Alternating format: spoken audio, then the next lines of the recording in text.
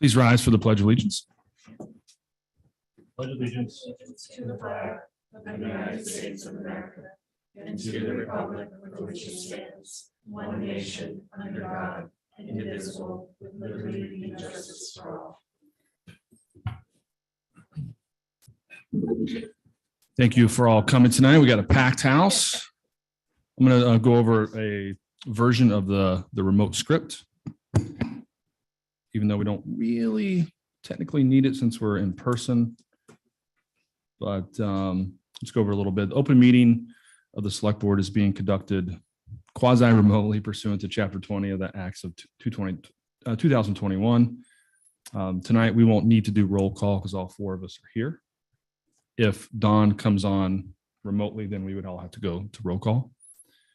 Everybody who is on remotely, please just turn your video off until your agenda item is called. Let's see. We're using Zoom webinar for meetings. For this meeting, it allows us for public participation. If you'd like to raise your hand, raise your digital hand. I'll try to call on you in the order that I see you come up versus who's in front of us. I try to write down who kind of stands up or raises their hand digitally versus in person first. So try to be as fair as possible. All supporting materials that have been provided to the members of this body are available on the town's website unless otherwise noted. And we're not doing roll call. Okay, I think we're good there. I will Erica? just note that I do see Dawn on remotely. Oh, she So we is. will have to do roll Okay, call. thank you. All right. Everybody good with that? Yeah, I thought we were going to fly through those minutes and warrants for a second. Okay, let me get set up here.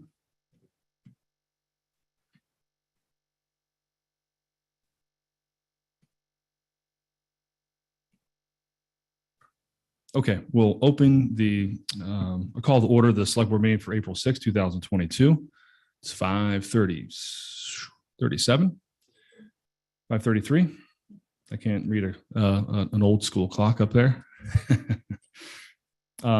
Is Libby on yet? I'll just keep going until we see her. The announcements, select board meeting is being audio video recorded. Is there any select board announcements, comments to open the meeting with? Anything? Okay. One day there'll be, everybody will be saying stuff. I can feel it. There's no follow-up on comments from prior select board meetings. Is there any public comment tonight that's not on the agenda? Please raise your hand or digital hand. All right, so Brooke Moore, in person. Thank you, Brooke Moore. I'm a member of Nantucket Equity Advocates, and I wanted to announce that there is a opportunity for a racial equity workshop this Saturday morning virtually from 9 to noon.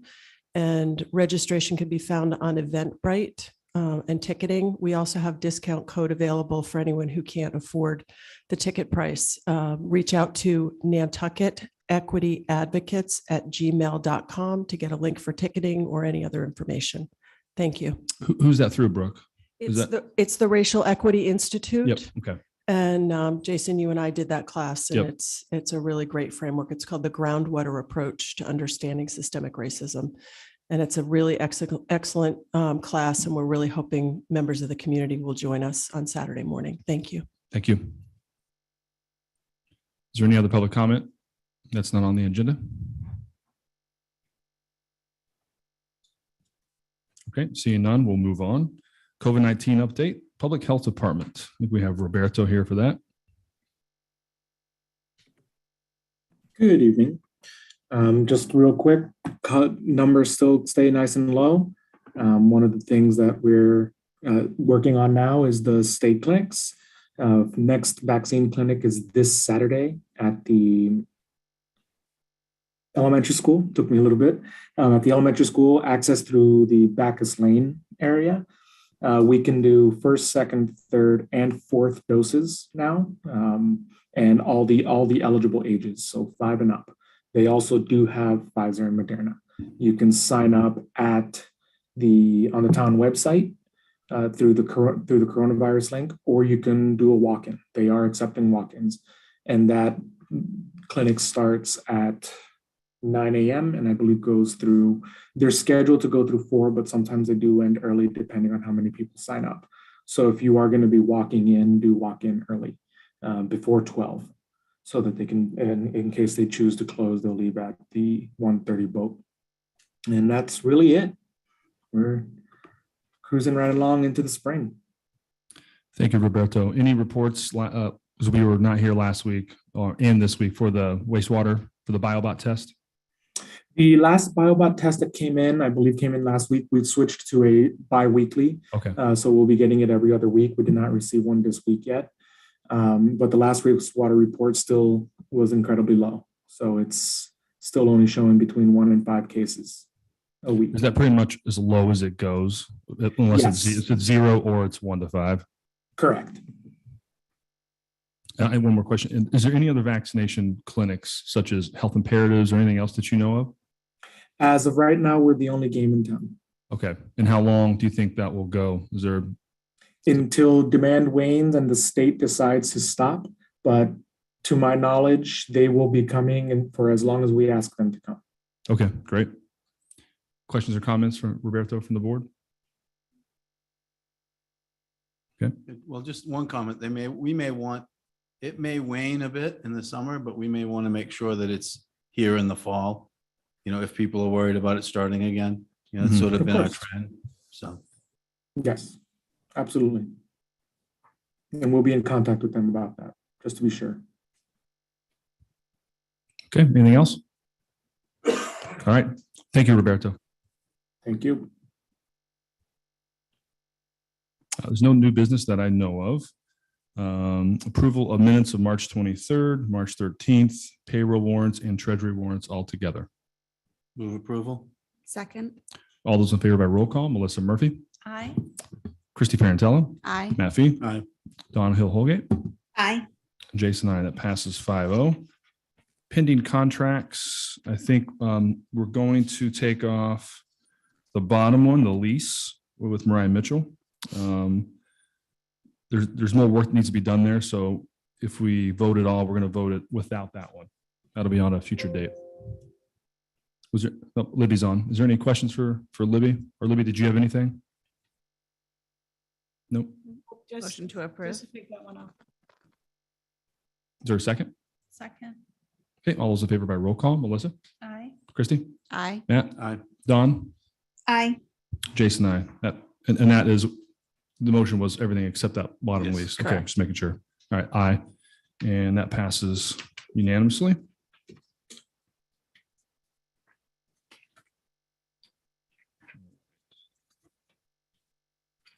Citizen Department Committee request for waiver of sewer connection permit fee for a covenant lot located at 9 Field Ave. Is there, who's going to take us through? Tucker? Okay, thank you. Thanks, Mr. Chair and the board. Fairly straightforward, just a standard request for a waiver in accordance with the policy for covenant homes. Move Make a- approval. Second.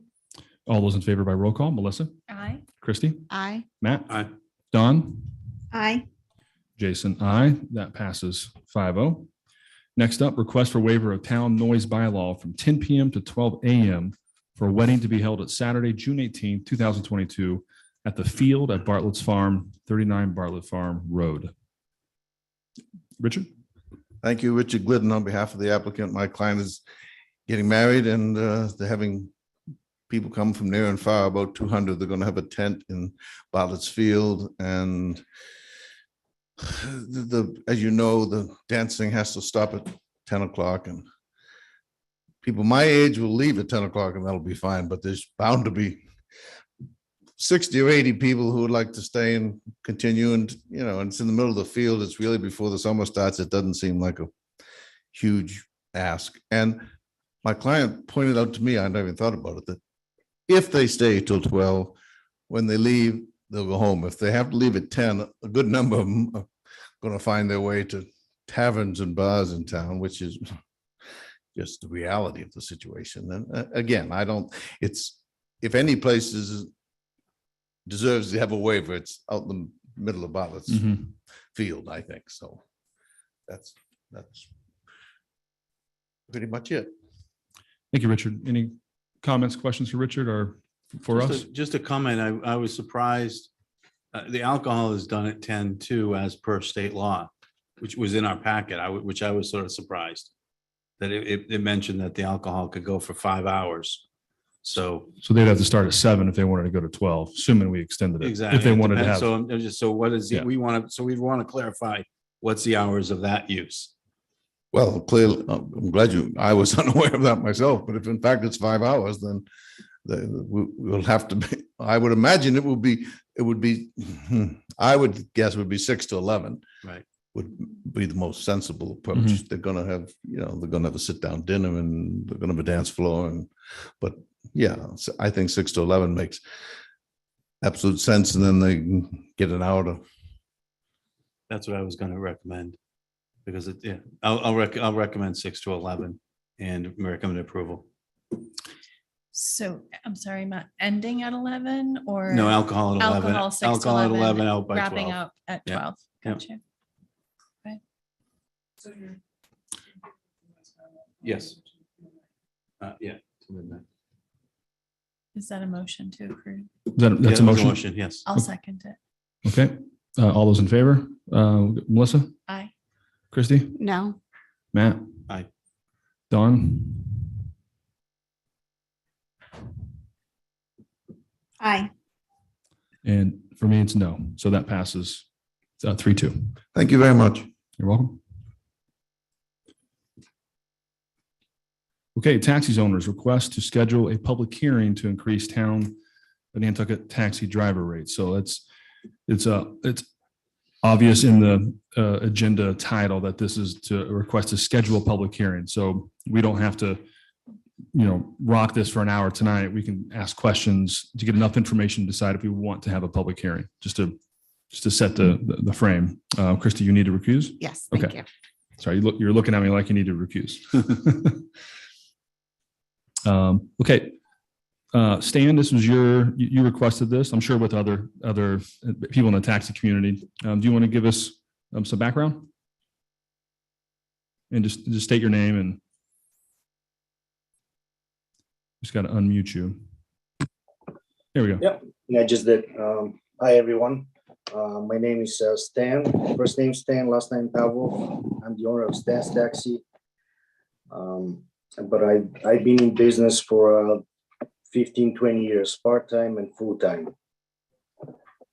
So I was hoping and submitted the request with town administration for taxi fare increases on behalf of the whole taxi community. Main reasons, definitely the inflation and the immense rise of the island cost of living.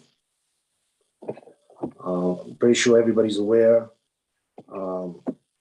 the increase of cost of new and used vehicles, for example, or all island utilities, obviously gas as well, commercial auto insurance, real estate and rent, even food and restaurants, medical, any trade. The last couple of years, they definitely skyrocketed, and taxi fares, they haven't been increased for quite a while.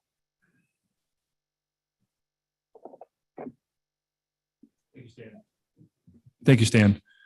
Erica, this might be in the packet. I don't have it in front of me with this setup. When was the last time we increased rates? I feel like it was in 2017, my first year here.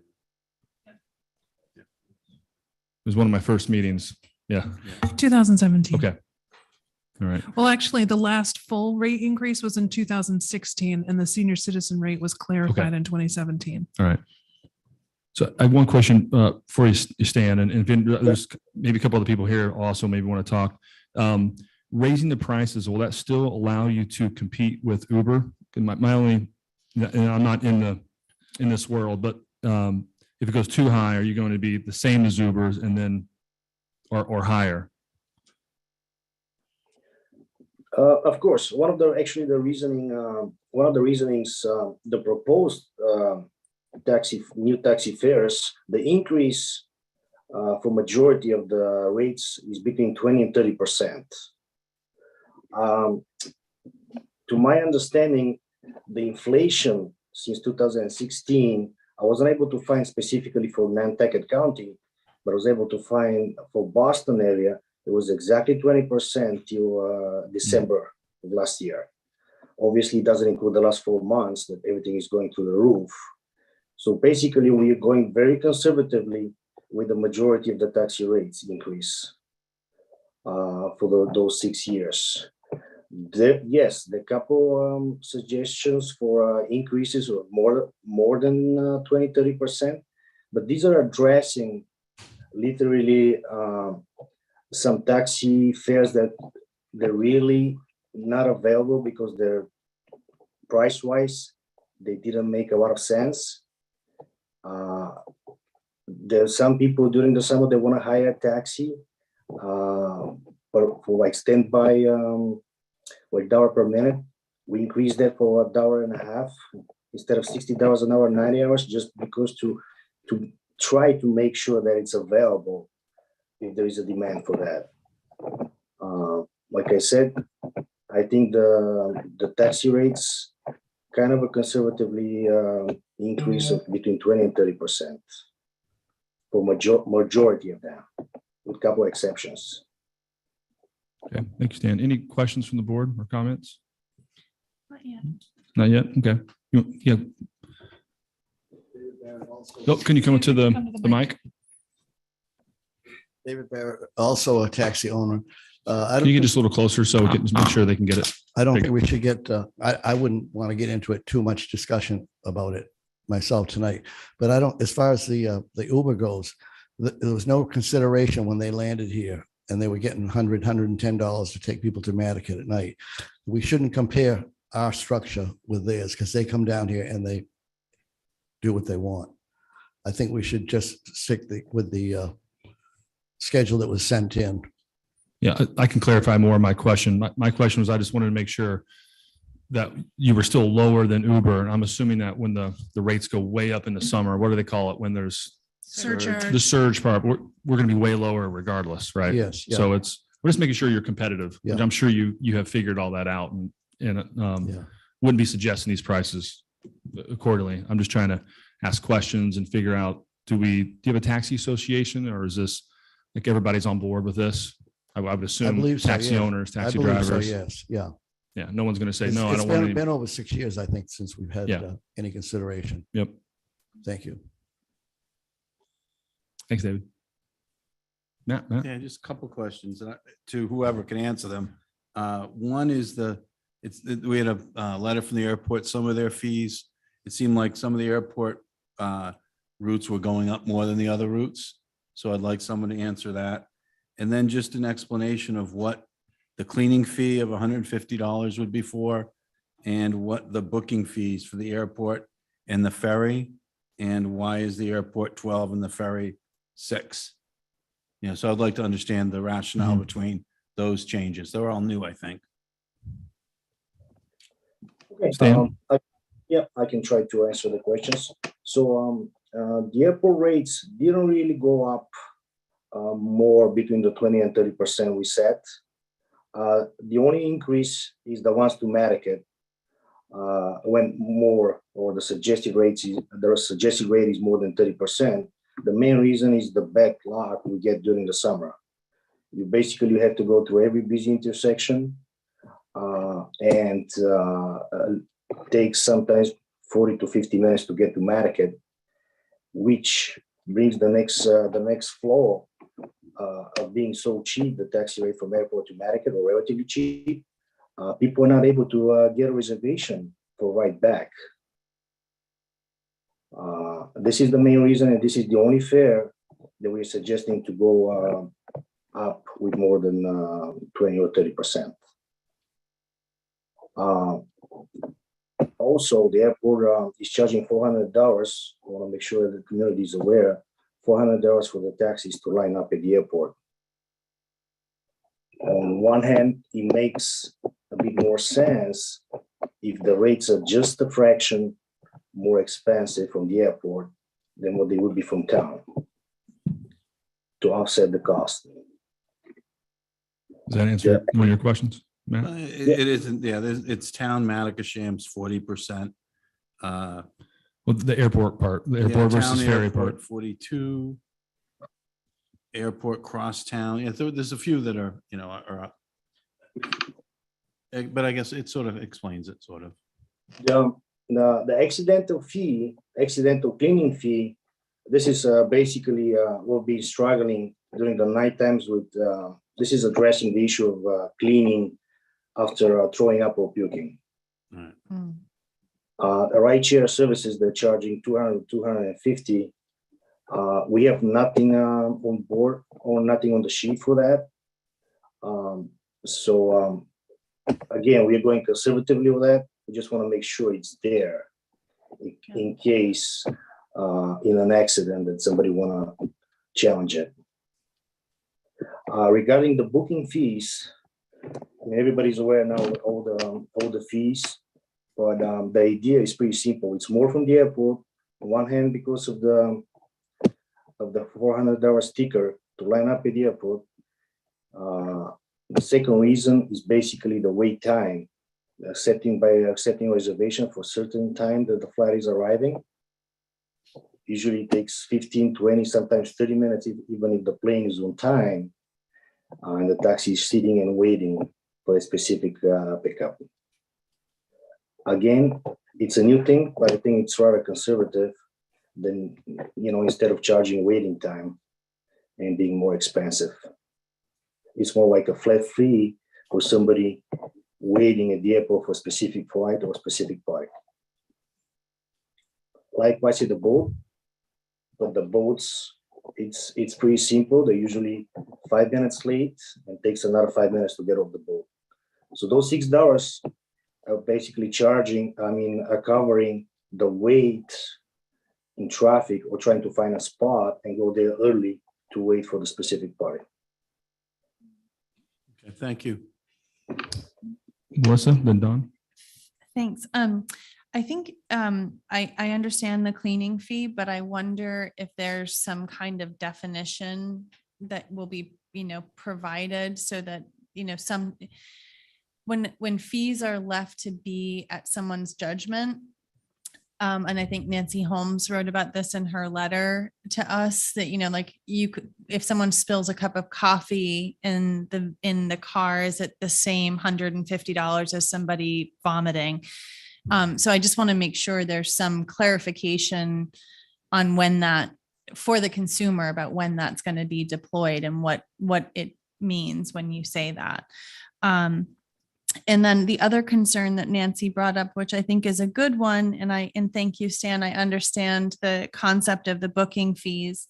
But I know that a lot of you have elderly or senior citizen clients who are using the reservations to get to a doctor's appointment or to get to Hyannis, to get to off island to a doctor's appointment. And so is there any consideration for like a senior citizen rate for the booking fees? I think that would be the only comments I have right now. Okay, well, I just want to make sure the booking fee applies only for pickups of the ferry and at the airport, Okay. not regular reservations. Okay. So not like if I called to have you come to my house, but if I'm coming home from a doctor's appointment or a minor surgery and I'm hiring a taxi to pick me up, then the booking fee would be assessed. Only of the ferry terminal or at the airport. Got you. But I guess my point would still stand then that, would there be some consideration for a senior citizen rate to do that? Because all of these numbers add up to be a lot. And there are, certain members of our community who rely on your great services to get to doctor's appointments, both on and off island.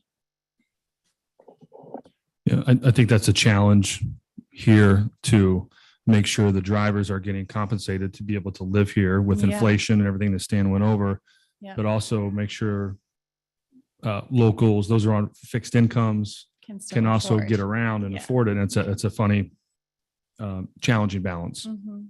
Mhm. How does the board feel about the public hearing for this? I think we should go forward with it for sure.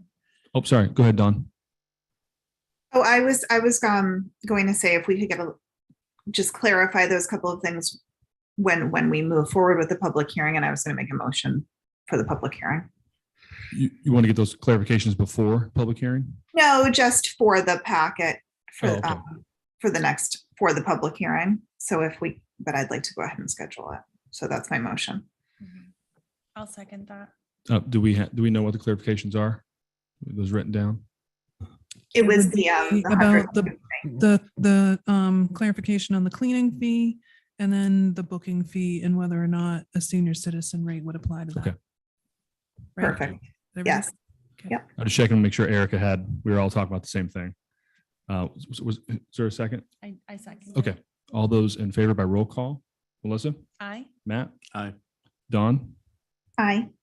Jason, aye. That passes 4-0. And a public hearing will most likely be, it's what, 3 weeks for? Yeah, I want to do Press? it in 3 weeks. So it's probably early May or So mid-May. First or sometime. second week of May, whatever Wednesday falls in after we advertise. Okay. All right. Thank you. Thank you, Stan. Thank you. And welcome back, Christy.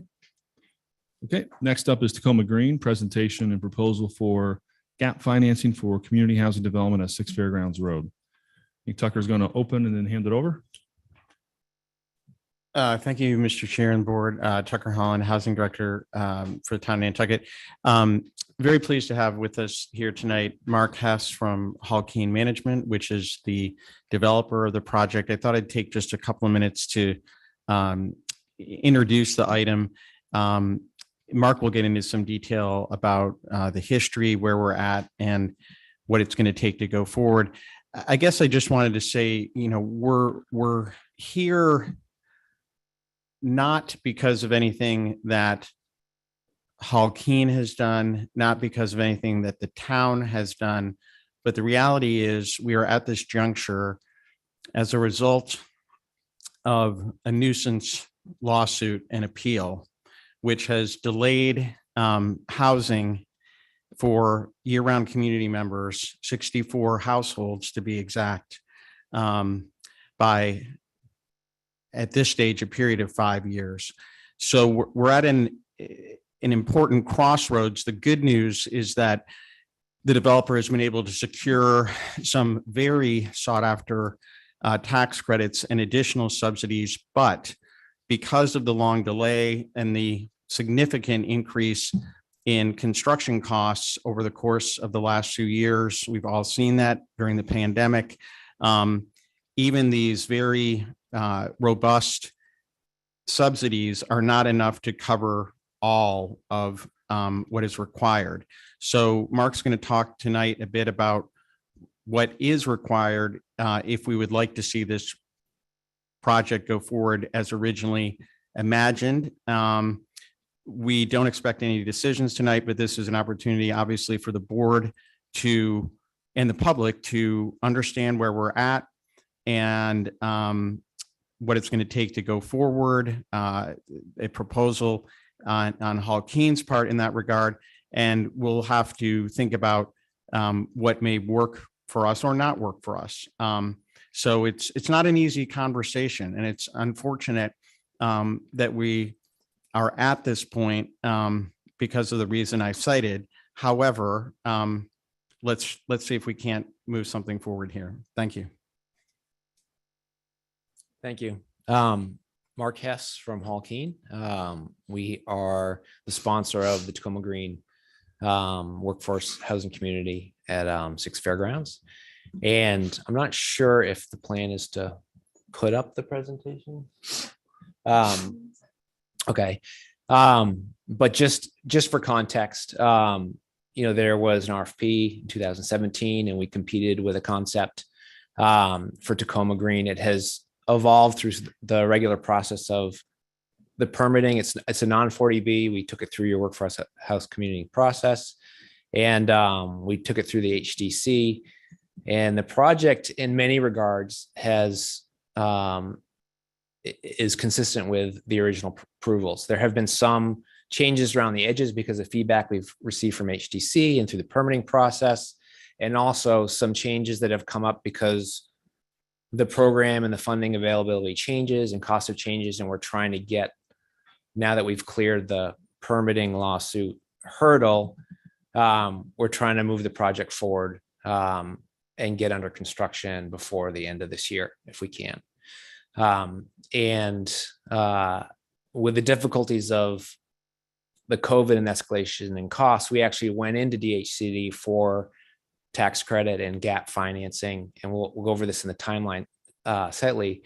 In 2021, and almost immediately after we applied, we got a notice from the contractor that, they couldn't hold their price or anything close to it. And we alerted the town that we were having this problem. And they said, well, let's work as a team to see if we can figure out a path forward. So keep working on it, which is what we've done since the spring of 2021. So we're now at a process where we've been working with value engineering. DHCD understood that the town was willing to work with us. There were no hard commitments, but you at town meeting passed an allocation of funds subject to us coming back and making a proposal that worked for the town. And we're at a point now where we've been working on value engineering and updating costs to see if we can come up with a path forward that works for the town and also works for the financial partners that would have to undertake the risk for Tacoma Green. So if you want to jump through the slides here, the key updates and critical path, just a little bit of history so we understand where we've been. Okay, this isn't the final of the final one, but that's okay. I'll have to go from memory a little bit. All I did was add a little bit of the history, but in short, in 2017 was the RFP process. We got through the permitting and approvals that are required and support from the select board into 2017.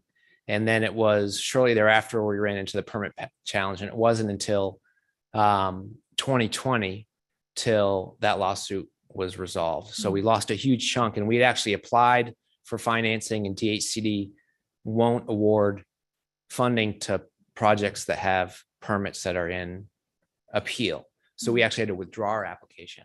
And then the next round that we were allowed to compete in after we cleared the lawsuit over the permit was in 2021. So we went in for the very next one we were allowed to compete in, and we received the DHCD awards in that particular round. So that was the first possible date we could have received financing for the project, even though 4+ years has gone by. So where we are right now is we've been working with the design team and with Delbert Construction to try to perfect the design and value engineer the design so that we can get it in at the most cost-effective budget possible. We want to present to you what some of those changes are and talk a little bit about the financing and what we're proposing for the financing. And if we can get through that process and we're getting a green light, or at least a flashing yellow light, we would finalize the costs to get to a full construction and permit set, finalize bidding, and hopefully get into the closing process by the end of the summer with a December closing targeted for the project. And that would allow us to start in January 2023. So a lot has to go right in order to hit that timeline, but it is a reasonable timeline if we can stay on track and keep moving the ball forward. I just have one question with that. How long would it take to construct? Like, how long until we have heads in beds? So until we bid the project out and the general contractor works through with all their subs on critical path and availability of materials, we won't know for sure. Like, we have lead time items on just trying to do a roof right now of like 9 months on some materials. It's really difficult, but it should take about 14 to 16 months for construction based on when we've looked at this in the past for the construction process. So that's a reasonable target. And there's a lot that can go on in terms of material availability in today's market that can impact that. But we're optimists in that regard, that that's a doable schedule. That's what's in our pro forma today. Thanks. I have a question on the LIHTC, the federal and the Mass LIHTC. What are they? Do they base those? What are they basing those numbers on? Are they basing them on the total project costs, or are they basing them on what they have available? So there are different. Well, yes is the answer to that. There's usually two thresholds. One is like for the low-income housing tax credit. There's a formula where the tax credits are earned based on qualified expenditures and how affordable the project is. But they also have limits, like no project gets more than this, or no project gets more than this per unit.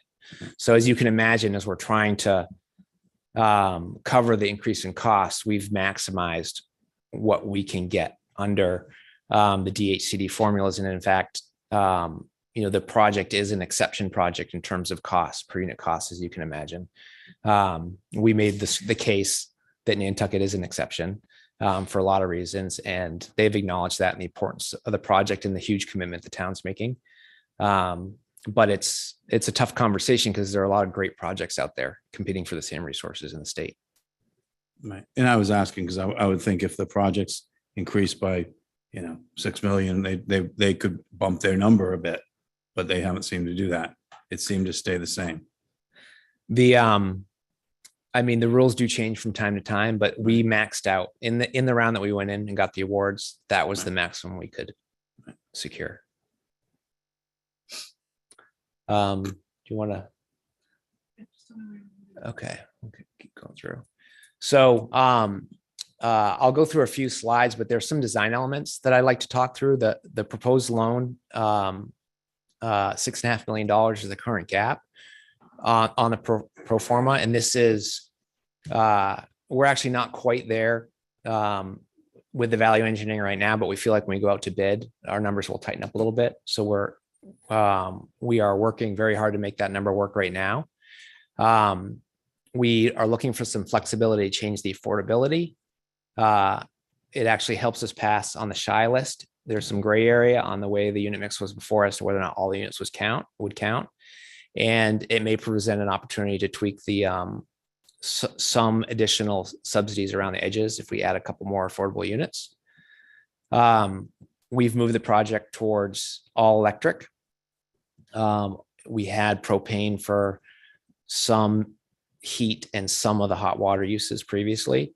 And we think that the direction that everyone's going is electric, and it's also a cost savings for the project in a substantial way. And we eliminate the underground tanks and a lot of piping. And we can go through some of that as we flip through the slides, and I'll try to go through that pretty quickly.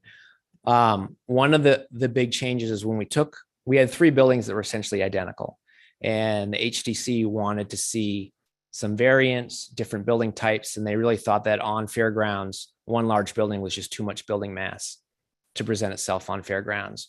So we agreed to split that into 2 smaller buildings, which instead of having 2 stairways and 1 elevator, you go to 4 stairways and 2 elevators potentially on 2 smaller buildings. And it just is not working cost-wise, and it takes up a lot of space. So on those 2 smaller buildings, we're proposing to eliminate the elevator in those 2 buildings. So the first floor units would all be on accessible route, but the units upstairs, and I think there's 9, would be walk-ups. So I don't know if that's a requirement, but it's a change in terms of what we presented previously. So we wanted to make sure the board was aware of that, and that change was a reasonable trade-off given where we've come on the HCC design process. We currently have, we're still going to try to make 10 full ADA units. The code requirement is 7. We'd like to be held just to the code requirement, so we have that flexibility. And we'll try to go do the full 10, but when we get in the final design process, it is really tight on space in terms of making everything work. Especially since we're trying to eliminate basements. Now, when we presented in 2017, I believe we had one basement. And we had all the storage and laundry in one basement. But there were a lot of comments in the conversation in the public domain and with the HDC about adding basements. And so we had a lot of other versions that were shown at different public settings. We've come back to the one basement proposal. We estimate it saves about $900,000, which is a pretty big number. And we can get a common laundry and the storage units into just one basement, an elevated basement for one building. So that is, we want to make sure that the board is okay and has the opportunity to comment on that. And we've also spoken with the management team, and the desire is to have one mailroom instead of separate mailrooms in every building, especially with package management and these other kinds of issues and security, that it's a better outcome and it's cleaner for the property. So those are some key design elements that we can either breeze through in the slides, or I can get to detail if everyone has specific questions. Next, please. So this is the budget. This is comparing not where we started in 2017. In 2017, our construction estimate was $17 million. So between 2017 and when we went in for our one stop, we'd estimated, and this includes contingency, about $24.6 million.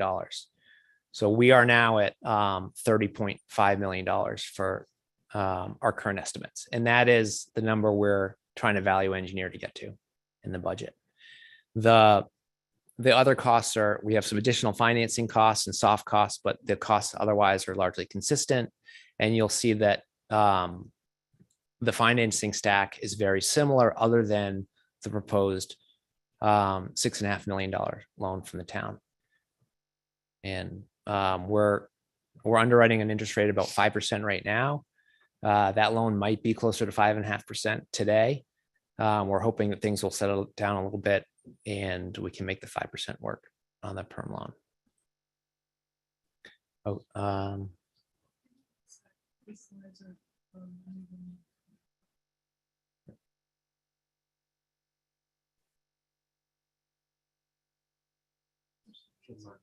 Yep.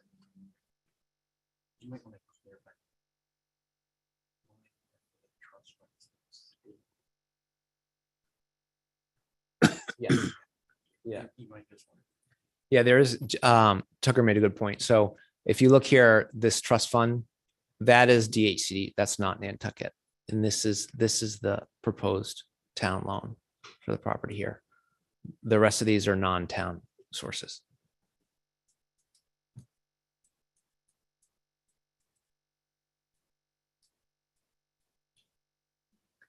And I do have a printout if it won't scroll through. This is just an operating pro forma. It shows our current budget, the current rents. The rents are a blend of the different tiers for the affordability and the market rate units. And, you know, the coverage, you know, for those that are familiar with affordable housing finance, is a 1.25. So this is not, it's not like there's a lot of fat in this project to borrow more money or raise other kinds of funds. You know, this is sort of the limit of what the project can support right now.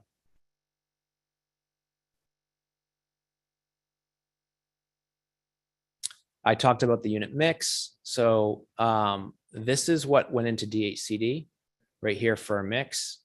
This is the better mix, which is consistent with the approvals.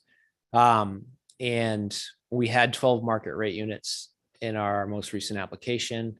And we received an amendment to the zoning permit that allowed us to reduce the number of market rate units and add more affordable units to create some additional flexibility on the subsidy stack.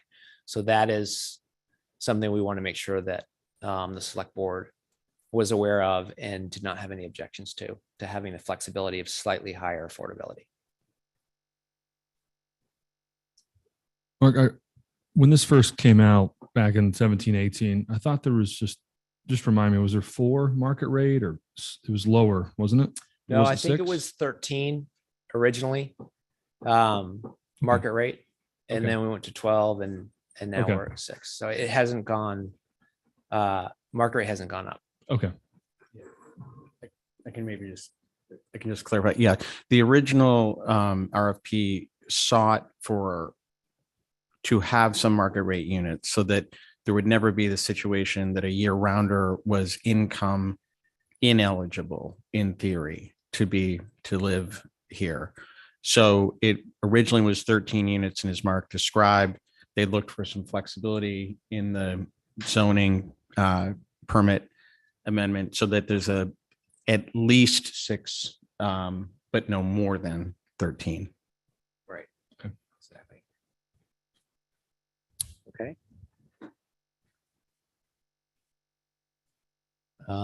Next slide, please. Thanks. Okay, so here's some of the design elements. We previously were relying on propane. We've eliminated that. That means we have to eliminate the gas ranges. We spoke to Lauren, who is, the energy and sort of green. I don't know what her title is. Energy coordinator for the town. My apologies. And she's had some great suggestions along through the process. She had said, well, if we go to electric, you might want to consider induction because there's less waste heat, and there's that for a lot of good reasons. Induction has typically been a luxury item. It's like $2,000 plus range, but they are starting to come down. It's becoming more common. So if we can do that within the budget, we will. But we're trying to get some competitive quotes on that, see what the options are.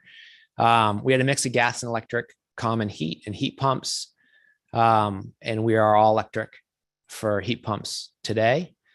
The original concept was instant hot water for the units. And we later revised that to using the central boiler plants to also do the hot water. It was just an efficient system. But now we've gone to just traditional resistant hot water tanks. And the reason for this is instant electric has a huge peak demand, and we're trying to lower the peak demand, at peak times in general on the island is my understanding. And so being able to store the water is better. It's also much less expensive in terms of a product. And it's a way to try to get the project under budget. And then the unit heat and AC source has always been heat pumps, and that has not been a change in terms of where we're at. Next, please. Okay, other changes, FSC certified wood. It's difficult to know whether or not we can get FSC wood certified wood products right now without a huge premium or huge delays. It's just really tough right now. So we will keep that on, we want to do the right thing and choose the right product where we can, but not at the expense of project feasibility at this stage. So we're looking for that flexibility. And again, these are elements where we've previously described what we're doing. And, we want to clarify we might need flexibility. Solar hot water for common laundry to solar PV. It's just having one large PV system and using that energy versus having two different systems is just a smarter approach for doing the hot water, we've been told by our engineers. And then for backup power, and we'll talk a little bit about backup and resiliency, but we had talked about common electric and elevator backup with battery storage that would work with the PV. And we're looking for battery or generator for elevator backup, and whether or not we can support additional backup for additional systems for the project really depends on whether or not we have the space to do a generator on the project, and we can come up with a design that works for everybody. We've reduced the amount of brick, although we're using, still have brick in the pavers and the walkways. We've reduced the amount of walkways, and in some cases we've gone to like the stone aggregate instead of the brick in some of the walkways as a value engineering decision. And we want to make sure that still works. And that's something we'll have to bring back to the HTC as a proposal as well. We have not yet gone back for that proposed amendment on the plan. And you'll see that in the two site layouts. But still using natural, stone as the aggregate for the walkways. Okay. And I'll just make a quick comment on that aspect. I think that should be driven by what is the overall vision of this property. We don't want to have one thing on one property and one thing here and one thing on something different next door. I think we have to decide, what are the sidewalks and what are the, what is it going to be here? We're developing this over the next 10, 20 years. It should all be consistent, so. That makes sense. Okay, next, please. Storage. And so by this, I mean the unit storage. Again, the one basement was contemplated in the original proposals. And that's where we've ended up on the design. It allows us to have just one basement. And we're looking for some flexibility on the storage unit sizes. 8 by 10 is actually a very large storage unit. If you can picture it, and we'll show you that on the next slide. In order to fit comfortably, 5 by 10 is what we're proposing. This is a 5 by 10 is called a medium-sized storage unit, like by U-Haul. So it's not, their smallest unit. You can fit a motorcycle, a bicycle, a couch, a queen bed, and other, significant amount of stuff in that side of the storage unit.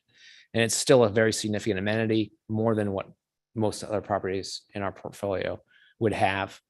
And for the ADA units that are not in the building with the elevator, we either want to be able to provide their storage in the unit or in the same building that's an elevator and have that flexibility.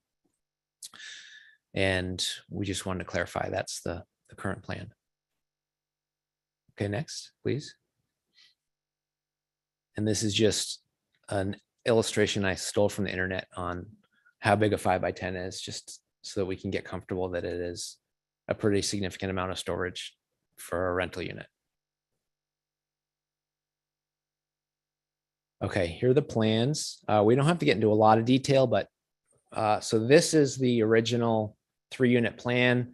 If you're going way back, you'll remember we called this the flip scenario, because originally the parking lot was where the 2 buildings were.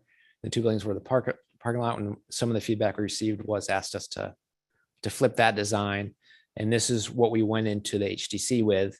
And eventually they asked us to break this building into 2. You'll notice there are a lot of crisscrosses here, a lot of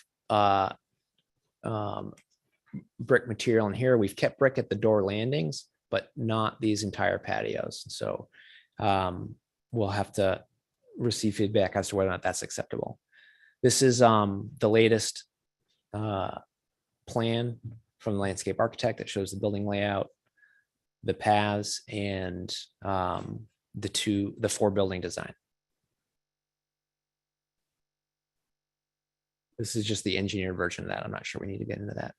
Okay, so this is first floor and basement. And this shows just the 1 basement with the storage units, a little laundry room, and a little maintenance shop. We're fitting 60 storage units in there right now, I think, the way it's drawn. This is the main building that have the access in it, so we can have robust access privileges for that 1 building.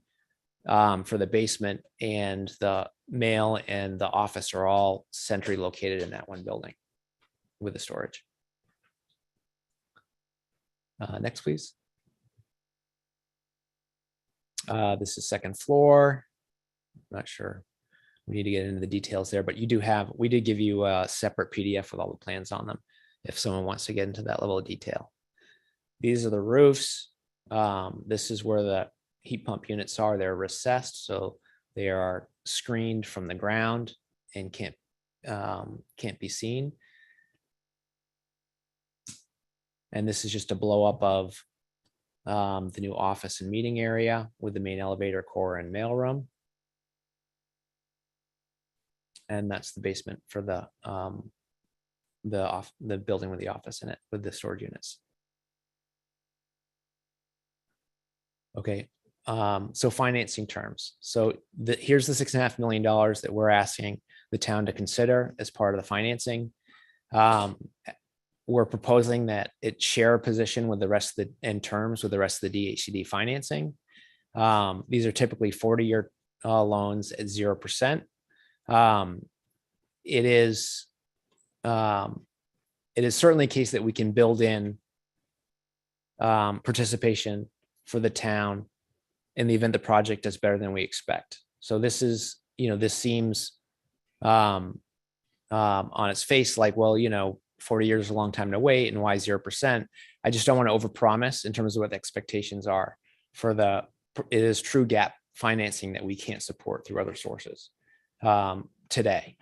And if we can build in and negotiate with improvements to that, where there are certain hurdles that need to be met to meet the other financial stakeholders' objectives, and then there's sharing beyond that point, we are open to anything that works for the project and the other stakeholders. But we have a long way to go before we know all of the financing requirements from DHCD and from the credit enhancement requirements of the project. This would be due at maturity, and in the event that the loan needs to be refinanced in order to do things like capital improvements to the project, we would propose that the town, as long as we're not pulling cash out, the town allow refinance in order to roll more money back into the project to improve it. And the form, where this isn't a requirement, but it's often easier if the form of the loan and the mortgage conforms to what DHCD uses for theirs, and they're all on a similar form, and it saves on soft costs. And it's something that the other state lawyers are used to looking at. Next, please. Open questions. So here are a couple of questions that we have looking forward that relate to design and what the objectives are for this area. A generator that would provide a material amount of supplementary power that could do heat and things of that nature. It's a pretty big generator. And when they're often built on top of the tank, and on a similar project, this is a 10-foot that we looked at. It's about a 10-foot tall structure. We see that being difficult to integrate onto the site, where it's located. Right now it's a tight site. It's not easy to screen something that's that size. So we don't know if there's an opportunity to co-locate something on the public safety lot here, or whether or not it's we can have a mobile unit that we pull to the site, and we have hookups, which is our original plan. But on our original plan, we had supplementary propane heat. So this is really a question of what we want and how important that element is, and what we feel the exposure is for major outages for extended periods of time, particularly in winter months. And the other is a lot 82, which is on the site plan on the corner of the site that faces on Waite Drive. There's a lot, and we're actually constructing a path that connects Waite Drive to Fairgrounds and the bike path. And we've always advocated for a community scale playground as a town usage at some point, public playground as an amenity, splash pad or water fill station for bikers or something of that nature. We think it'd be huge. We do have a small playground for small kids that is a part of the Tacoma Green plan. But with 64 households and the other town plans with other lots and some of the other development in the area, we just think this is something worth revisiting as an amenity, and like to understand if this is something that still is potentially of interest for the town to do. So those are questions that we have. And then I think that's pretty much wraps it up. So today, this is largely informational in terms of where we're at, but we're trying to get to a pretty strong indication that none of the design elements that we're proposing or the revisions will impact the town support for the project. At the end of the day, we see this as a town a town objective is to create these units, and we're doing our best to meet those objectives. And we want to understand that we're on the right track, both design wise, and that that we can pull the resources together to get it built on the financing side. So that's it. That's the updates. Thank you, Mark. Comments, questions, Matt? Yeah, just can you go back to the financing, back a couple to, where is it? Yeah, here we go, to these guys. Just my take, I think 6 million at 0% for 40 years. I don't look at that as a loan. I almost look at that as a grant, because by the time we get out 40 years, $6 million is going to be $1 million, et cetera. So, that's number one. I think we have to be clear about that. It's not a loan, so or if it is, it's it's not the kind of loan I'd want to give.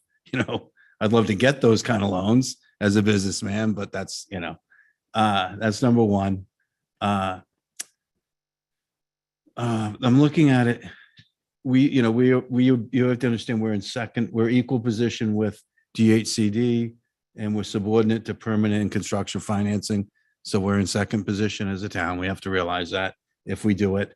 Everything I think is, sort of maybe it works if everything goes straight up, but I wonder what happens if things, go sideways or down, interest rates are going up. I think things are not, so we'll see. So the biggest thing I'm looking at extending how, so developers fees, it's all after developers fees. How much of you guys get into this now?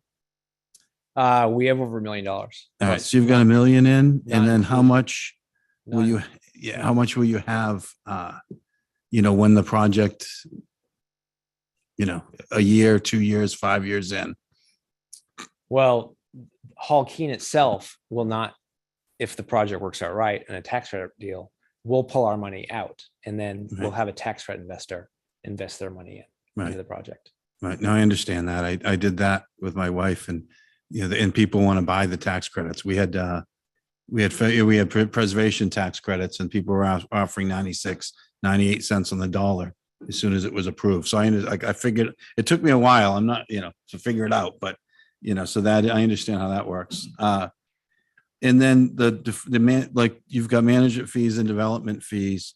How much will those be? What's on a 40 million project? How much of that will you guys? So we have a $1.3 million development fee that's in here, development fee and overhead. I saw that. And that's all cash fee. Often you'll have a cash fee and a deferred fee portion. And because we were so far above the per unit limit for DHCD, eliminating deferred fee was one way to, show a lower per unit cost. So we eliminated the deferred fee. I mean, the cash fee is one of the first contingencies for a project. So ideally there's no deferred fee. So you're looking at the $1.3 million and then the participation in the cash flow, right, in the project going forward. Right. And the participation in the cash flow. And then there's the, isn't there a development fee on the building and a builder's fee? Is it 5%? Right. But we don't participate in any of that. That You're would not be doing for that. the builder. Okay. Yeah. We're not general contractors. Right. We're Delbrook is the proposed general contractor, and they have overhead and fee and profit. And, they're consistent with the market. There's, it's not extraordinary, but I mean, they're big numbers, but it's what it takes to get a general contractor. Right. So those are their fees. Yeah. Correct. I gotcha.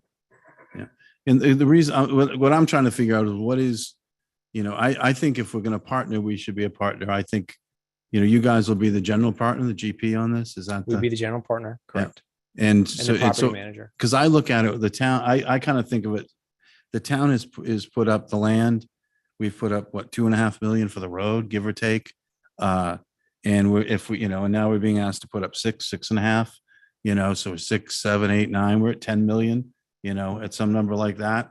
And I think that, this is an opportunity if we're going to go forward. In my view is that we should be co-general partners, and we should be benefiting from this potentially more than maybe getting it back in 40 years. And so that's sort of my take on it.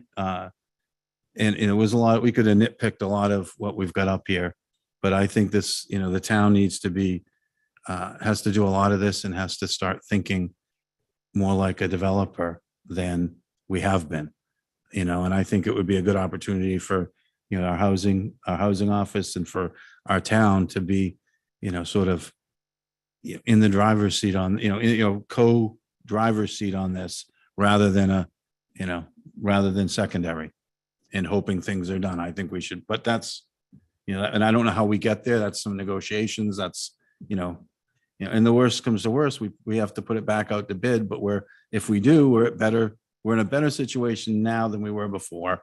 If it has to go back, I hope it doesn't, I hope that we figure this out, but if it has to go back, we've worked through a lot of the bugs. So that's my 2 cents. Thanks, Matt. Christy, Melissa, Dawn, go ahead. Just a few points that I'd like to mention. I would like to see some form of interest on this loan. I'm fine with it being low, but I think it should at least match up with what we're borrowing money at. I'm really hesitant to be supportive of no basements. I think that it's just a huge mistake in other construction that we've seen over the years to not take advantage of basement space, even if it's left unfinished for maybe a future potential. I do very much want to see Lot 82 developed into some kind of a community play space. And I'd love it if we could come up with a way that this could be incorporated into this project, and maybe Halkeen could put in an application to CPC to help fund it as an open space application, but maybe get it all done along with this project and manage the installation. So those were just the initial things that came to mind for me. Thanks. Thanks, Dawn. Thank you. Just on the role and the development role on the GP. I mean, I can't speak for the other Halkeen partners, but I mean, if the town's interested, part of the issue and the challenges for us as a company is you look at a $40 million project and their guarantees and their exposures all the way around. And someone has to put up collateral and someone has to put up cash and have liquidity in the whole 9 yards. And it's a much bigger project than when we went into it in 2017. It's got a very significant risk profile, an uncomfortable risk profile, I will say. And if the town is interested in sharing in that position with Halkeen, I think that's a potential conversation from my perspective as just one of the partners. But, we're at a point now where we do need to fish or cut bait at some point. So if we're going to have some of those conversations, we really need to accelerate, that dialogue.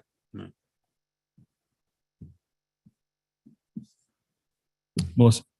Thank you. I think it's a really interesting point, Matt. I'm just wondering what the brass tacks of partnering in that way would look like and what we're allowed to do from a financing perspective as a municipality. Because I'm sure there's limitations. We can't be a developer and a municipality at the same time. So I'd be curious to explore that and see what that would look like. I share Don's concerns on a zero interest loan. I'm not even sure that that's how we would loan money to other affordable housing projects. So I think we need to look at that and make sure any loan is on par with how we finance other projects. And I'd really love to see also, if it's a low interest in the beginning and sort of phases up, I think you were mentioning something like that, what those benchmarks we would want to look at. And so that there's some variability in there. I also share the concern about no basement space. I'm not entirely sure why those would be eliminated. Just because, Cost. Yeah. I've been on the whole team. I've been the Yeah. holdout trying to keep the basements, Okay. right? And I lost that conversation. And obviously, I mean, the question is, so if we keep the basements, we need another $900,000. Okay. Basically, is kind of what it Okay. boils down That's to. good to know though, because I So, think that's what I um, was going to ask was what's the price tag on yeah, the basements? Yeah. So when you eliminate a basement, you eliminate all the conditioning for that space. You eliminate 2 sets of flights of stairs to that space, all the sprinkler coverage, all the electricity. So it's not just digging the hole type side of it. But when you look at the cost of land, and this point has been raised by others, and the idea of not maximizing the square footage you can, I get that, but we're really spending other people's money. So we're trying to make the hard decision, saying, hey, look, if we're trying to get this in under a certain budget, this is something that we're recommending that you do. And if the town wants to do something different and can help us solve that, then we're open to making those changes. Okay, well, I think having the price tag on the basement's important consideration. For us, I tend to agree with Don. It's one of those areas where, we can't go back and do it on a project like this. And that's really valuable space. I appreciated the pictures of the storage units, and 5 by 10 is tight, but I think does the trick for the most part. So I don't have any major objection to that. And I may be missing this, but the elimination of fossil fuels and going to all electric could be great. But on the same hand, we've seen a year where we've lost a lot of electricity, not even due to major storms. And I think in that, risk profile, particularly in units where we're looking at 64 units, is significant. Does solar play a role in any of this? And can it? Because with batteries, it can. Yeah. If you have battery backup. Yeah, I'm just thinking of that roof space too. I don't know what kind of solar panels we could put up there that maybe aren't seen. And if I understand that that's probably an additional cost, but where we're switching to all electric, are there any other incentives that we may be able to take advantage of? So those are a couple of my thoughts. We do have solar, an allowance for solar to cover at least a portion of the common load. Okay. And, battery storage, as you can imagine, you're competing with, the new Ford F-150 and all this. I don't know what it is today, but it was it was expensive before. So we can revisit that as an option. I think that if we're looking at, we want to build the best project possible and all the bells and whistles that we can. It's just, we're trying to make hard trade-off decisions on the fundamental objective of delivering workforce housing within a certain number, within a certain amount of time that the town's proud of. So, these are things that we've had to make the hard decisions on, and it's not going to be hard to talk us back into them if there are ways to cover those costs. The resiliency on the units, it's not ideal, but having hookups and having a large mobile unit, that we can keep in a shed or we even keep off site, is a way to make sure that, buildings and people don't freeze, right? And extended, but it's not going to be something that just kicks on. And, it's going to be, someone's going to have to go out there and they're going to have to be able to get a truck there and they have to get it on there, and they're going to have to cycle it through the buildings. But when you're in that kind of situation, it's an emergency. That's part of the benefit of having a professional management company that has full-time staff that worry about and plan for these kind of contingencies. It is a reasonable plan to protect, people and buildings. It's just not as nice as having full backup power. And so that's, again, a trade-off as to what is, what the costs are and what the space requirements are. Right. We're fortunate, this is one of the first areas that goes back on when we have issues. So that, that's one thing that's fortunate. I think the building codes now are so much different that it takes quite a while for these buildings to cool down. When if it goes out for a night, you're still pretty good in the morning. It's not the same as it was 30 years ago. It goes out and a couple hours later, you're freezing and the wind's blowing through. We've got some new cottages that were built to the, latest standards, and they're all done with heat pumps, and it's $80 a month to heat them. And it's, it's a whole different world, I think. So I think it's smart that we're going that way. Christy? Yeah, I just wanted to add and echo Don and Melissa's concerns about eliminating the basements. I know that was a concern of yours as well. I think that's a discussion we should have is, does this loan go up to, 7.5 million to include those? I don't like the idea of laundry being in a separate unit than where people are living, and storage being separate as well. I also didn't like the 0% interest as well. I think there has to be something. I don't know if that's something that we partner with Housing Nantucket. Is that an option? I know that we did kind of a part grant, part loan to them with the other fairgrounds property. And then I just like the idea of bringing up solar and how we could incorporate that. I think electric, it's good, but it's also pricey for low income households. And so how do we provide something that's cost efficient for our households as well? And I like the idea of the Lot 82 developing that. I forgot to add that too, but I thought Don's suggestion on the CPC was a great one. Yes. Yeah, the heat pumps are different than resistance, electric resistance heat, which is really expensive. The heat pumps are probably the most efficient you can be heating with. So That's that, good. so that's a positive. Perfect. My concern is making sure we need to keep an eye on the finances. We want the project obviously to happen. And I'm assuming this is a lot of families are going to be in here.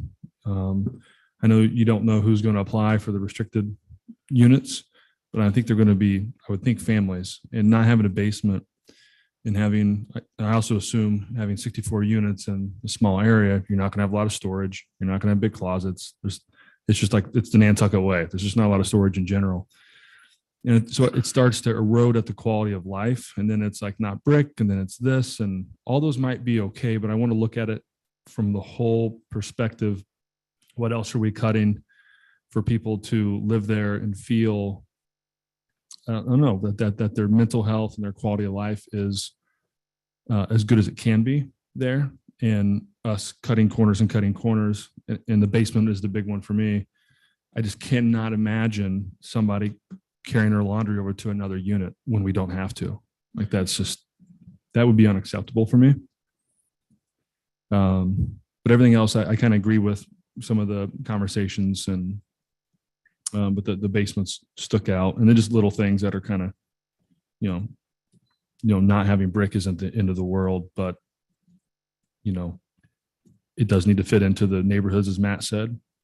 But I want it to be nice. There's a level of dignity that people need to have in their units to live, and there's not a lot of that on this island, right? People sacrifice a lot to live here, and they're willing to do it. And I just want to make sure we're not going too far down the road and lowering that. Thank you. That's fair. We do have laundry hookups in every unit. Okay. Just that was not, we weren't sure we could fit that space wise in the original plan, so we didn't promise it. When we went through zoning, we promised that for ADA units, it would be same building, and for 2s and 3s, it would be in the unit. And we weren't sure if we get it in the studios and 1s, but the current plan does have laundry hookup in every unit. So If you that don't helps have to leave your particular space to to do laundry. Okay. That's right. Okay, that's helpful. I That still is even helpful. like going downstairs. It's a small thing, but it's huge when you're living there. And as you know, if you've got, whether it's kids or family members, you got 4 or 5 people, you're pretty much doing laundry, if not every day, every other day. Yeah, Right. just the little things like that. It's not going to make or break me, but that's just where my head is. But that is a really helpful context in terms of the development. So the idea of one basement, eliminating the other basements, is that laundry facilities are in each unit. There's a central place for mail. So people and package pickup. So people have to walk from one building to another, perhaps, to get their mail, which is not different than going to the post office or something. like Mail's that. fine. That Right? makes sense. Yeah. Yeah. Okay. Well, that is very helpful Mhm. context. And the one common laundry that we still have in the plan is because not everyone will have machines. So we still want to have that option for having some machines on site.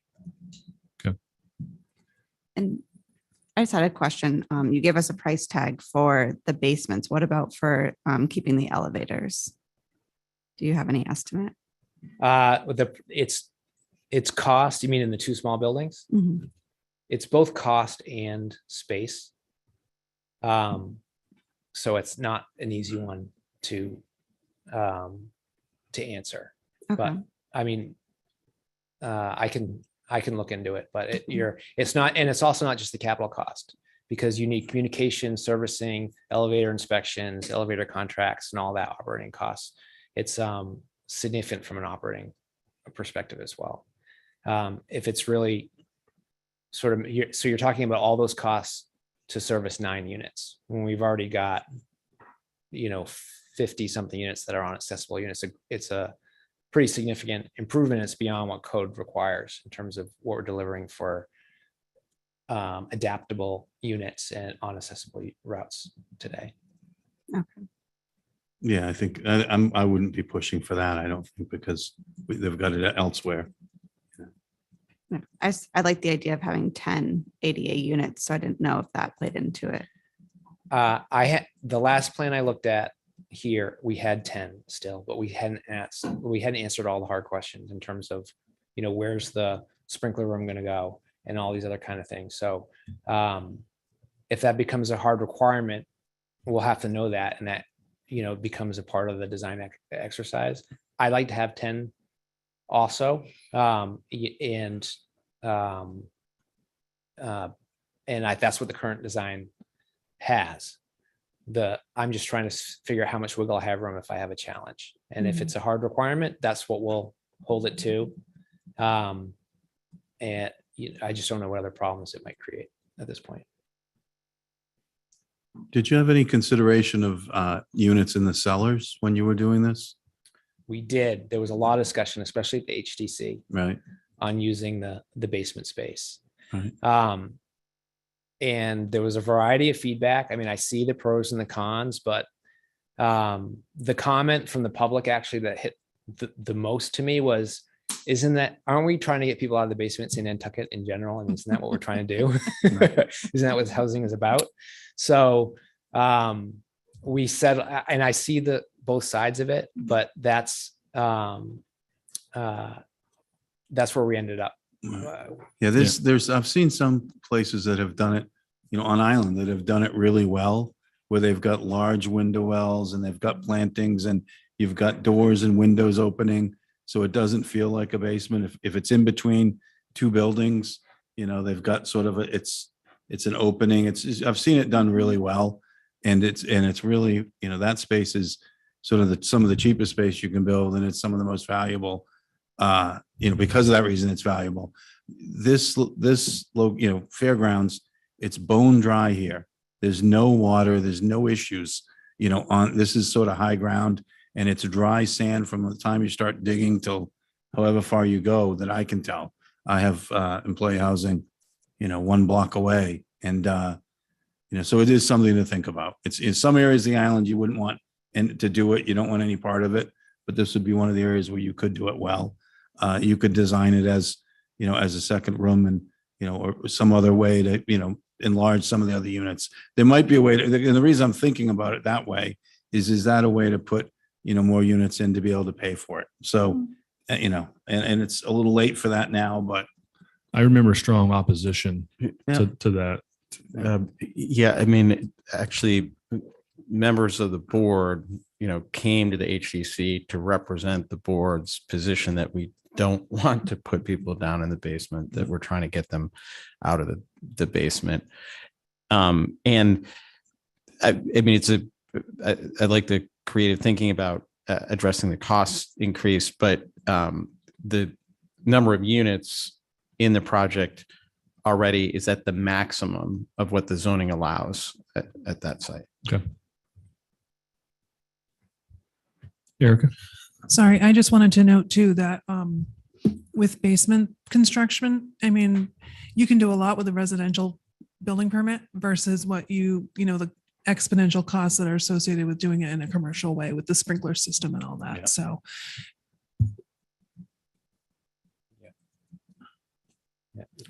Thank you, Erica. Anything else from the board before we go to public? Okay, Brooke?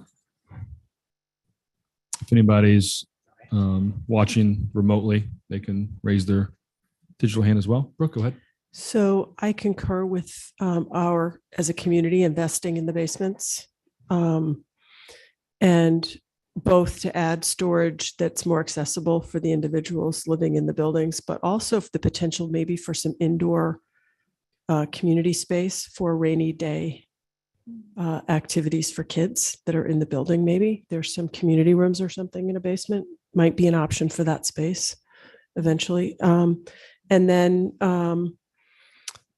I'm curious, Mark, through you, Mr. Chair, the affordability restrictions on these are in perpetuity, or do they have an expiration date? They're 99 years, which in Massachusetts is. Okay. Okay, great. Thank you. Because I saw something about extending the affordability and I didn't know whether that was. I just want to point out that delaying construction has never cost us less money on Nantucket. And so while this feels like an enormous investment, going back to the drawing board, as we've done on some other major municipal projects, there's a building going up out at the fields that is a good example of that. Never costs us less. And so people have been waiting a long time. There's a lot of desperation in the community about housing. And I frankly, as a member of the Affordable Housing Trust and a housing advocate, encourage the board to find common ground in this and to work together with Hawkeen to move this forward as quickly as possible. 64 families have been waiting for these apartments for a very long time. And I don't want them to have to wait any longer than necessary. Thank you. Thank you, Brooke. Anyone else? Tucker? I just was going to mention a couple of things. So if, say we couldn't find common ground and we were starting from square one, it is, I would say conservatively 5 years before there's something there. That would be if things went well, and presuming that we'd be looking for tax credit financing in the next thing. The other thing that might not be there, and Mark, please correct me if I'm wrong, if we couldn't find common ground, is Hawkeen was successful in getting Mass Housing to keep $2.9 million of subsidy around for the entire duration of the lawsuit, even though that program that Mass Housing runs was not getting new funding into it. So that type of subsidy might not be available the next go round. Yeah. Thank you, Tucker. Brooke? Just one other thing, starting from scratch also opens up the potential for another round of appeals that could take, we don't know how long. So I want us to think about that as well. Thanks. Thank you. Okay, Melissa? Yeah, I guess one comment and then a question. I feel like a lot of these challenges are able to be worked out. So I'm not feeling particularly hard pressed about starting from scratch. I think we have such great concepts here, and it's just some final finessing. And then I guess the question is, what's next? When do we need to make these decisions? And We will be meeting next week on Thursday at 9 a.m. Okay. to hammer come to it out. conclusion. Yeah. Okay. I think the idea of the having some costs associated with the basement spaces is important for us to have. Was that 900,000 per basement or for just the total? For the three basements. Okay, great. And great suggestion about if we're not using that space for necessarily storage, what other kinds of common area rooms could be put in there. So I think that's great. Everybody good? Don, you okay? Ready to move on? Christy? John's giving thumbs up. Okay. She turned on her microphone. Thought you were going to say something. Oh, no. Oh, okay. Is there, and my question, is there anything we want Tucker or anyone to explore between now and next Thursday? You know, we put some ideas up tonight that, you know, that sort of are different. You know, if I think if there's, you know, some of those conversations could happen between now and then, if Tucker's willing, that would be helpful, I think. If Tucker and Ken are available, I think, you know, because if we show up next Thursday where we are now, I think, you know, I'm not sure how far we'll get, to be honest. I'm assuming that Tucker is taking notes and will be prepared for 2 Thursdays from now. That's a good point. Right. So we're not just spinning our wheels. Yeah. Again, exactly. Okay. All right. Thank you. I'm putting the pressure on him now. We have a public hand or Yep. virtual hand. Okay, can we go to Joanna Roach?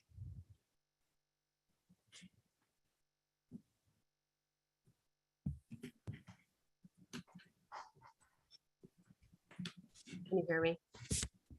Yes, go ahead. I just am listening to the financing piece of this question and am thinking about what we've done in the past with the land bank is lend them our rating so that they could borrow money and mortgage some of the investments that they've made. Is that an option in terms of this project? Right, because I'm listening to you guys talk about the 0% loan, and I agree. I don't think that would get support. Brian Turbot, did you want to answer that? Or can you? Thank you, Mr. Chairman. I'm not sure that I'm actually prepared to answer that question today. My initial reaction is because the land bank is theoretically part of the county, we might have an ability to do that. We'd have to check with bond counsel and our financial advisors. Okay, well, we can have that figured out before next Thursday. It would be great to have some sense of menu options in terms of financing for that conversation. Yeah. Thank you, Joanna, for that question. I think if that's it, we can move on. Thank you, Mark. Thank you, Tucker. All right, thanks.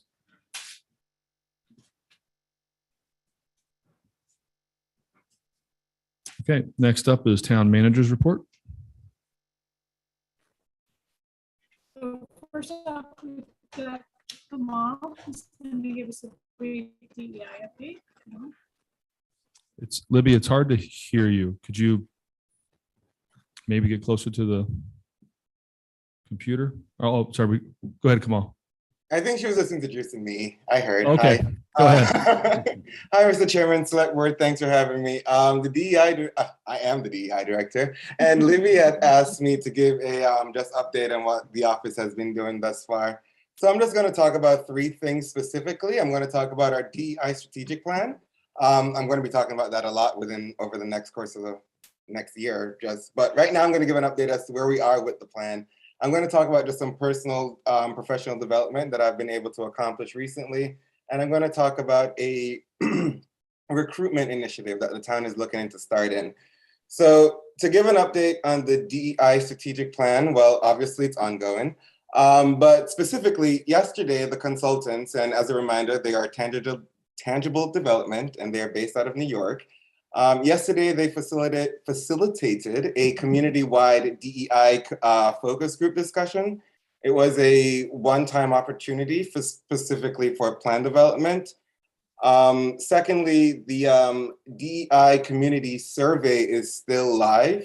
The survey closes on Monday, April 11th. All Nantucket community members 18 years and older are allowed to participate in the survey. And you can find more information on it on the DEI page on the town's website. The internal diversity, equity, and inclusion committee for town employees has started. The committee has a core of around 12 members right now, and we are working on capacity building, which is just doing some foundational DEI training for the work that's ahead. The last thing I'd like to share in regards to the strategic plan is that it is my pleasure to let you all know that 1/3 of the invited staff participated in the DEI survey.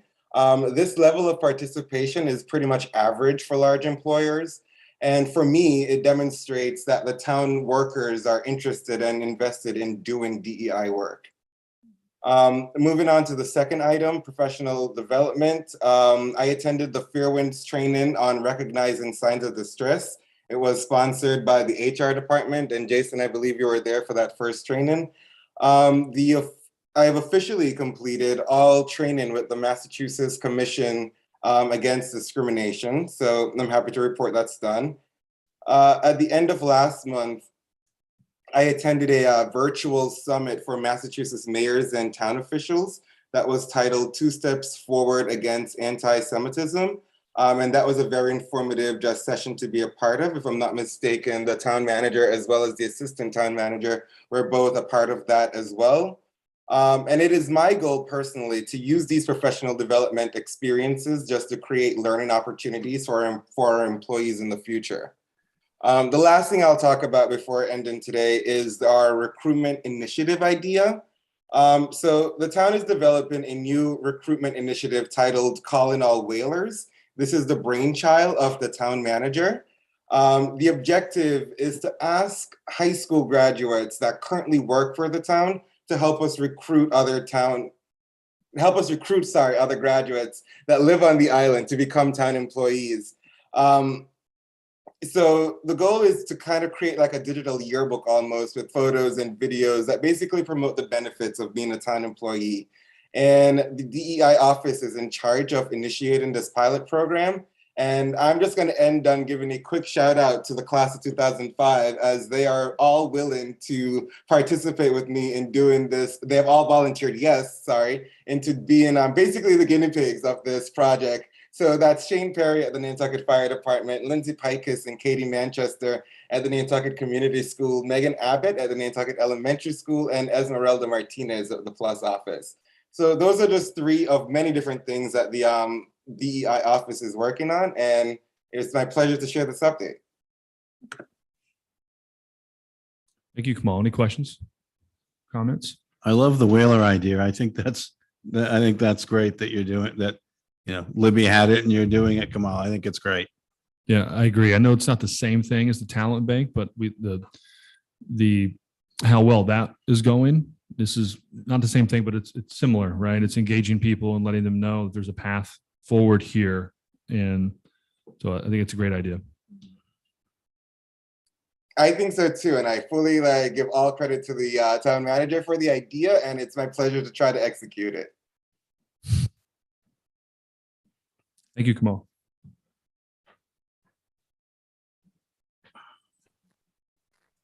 Can you guys hear me okay? Or is it hard to hear me? Sound like you're in a cellar. Okay, I don't really know what to do about it. That's okay. They think they turned it up, at least in here. They did in the room. Okay. So the next item is the annual committee appointment timeline, which Eric is going to take us through. All right, I'm just going to screen share real quick. Give me 1 sec.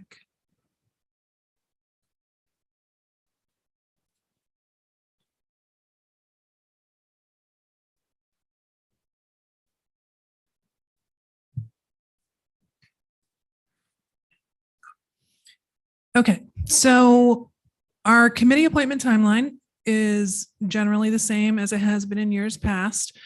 Just reviewing the list of openings with you this week. Next week, we will be notifying all the incumbents that whose terms are expiring to let them know that they can submit. We'll advertise the opening for 4 weeks in the Enquirer and Mirror. And then we have 2 different deadlines just because we have so many committees. So we've got our first deadline of May 20th at noon. And we have some dates that follow that again are a little different since our updated committee appointment process. So in the past we had a public hearing and there wasn't a lot of lead up before then in terms of who the applicants were. And, you saw it the Friday before. So now we It'll be on the agenda. All the applications will be in the packet the week prior to the meeting. It's no longer a public hearing. It's just an opportunity for the applicants to introduce themselves, review their applications and their qualifications. And then we'll do that again with the second group. And the committee appointments are going to be made at our last meeting, your last meeting, I would say our, of June, which is June 22nd. And the majority of the committees are just our regular long-term committees, but we do have two that are currently still short-term committees, I would call them. They have specific term expiration dates. And I just had a question of, do you want to extend those or not? I haven't reached out to Cannabis Advisory Committee. I should have before tonight. But I think they still have work to do. And then with CRAC, the Coastal Resilience Advisory Committee, they do wish to be considered as a permanent committee. They are also requesting to increase their membership by 2 seats. So it would be 5 to 7 members.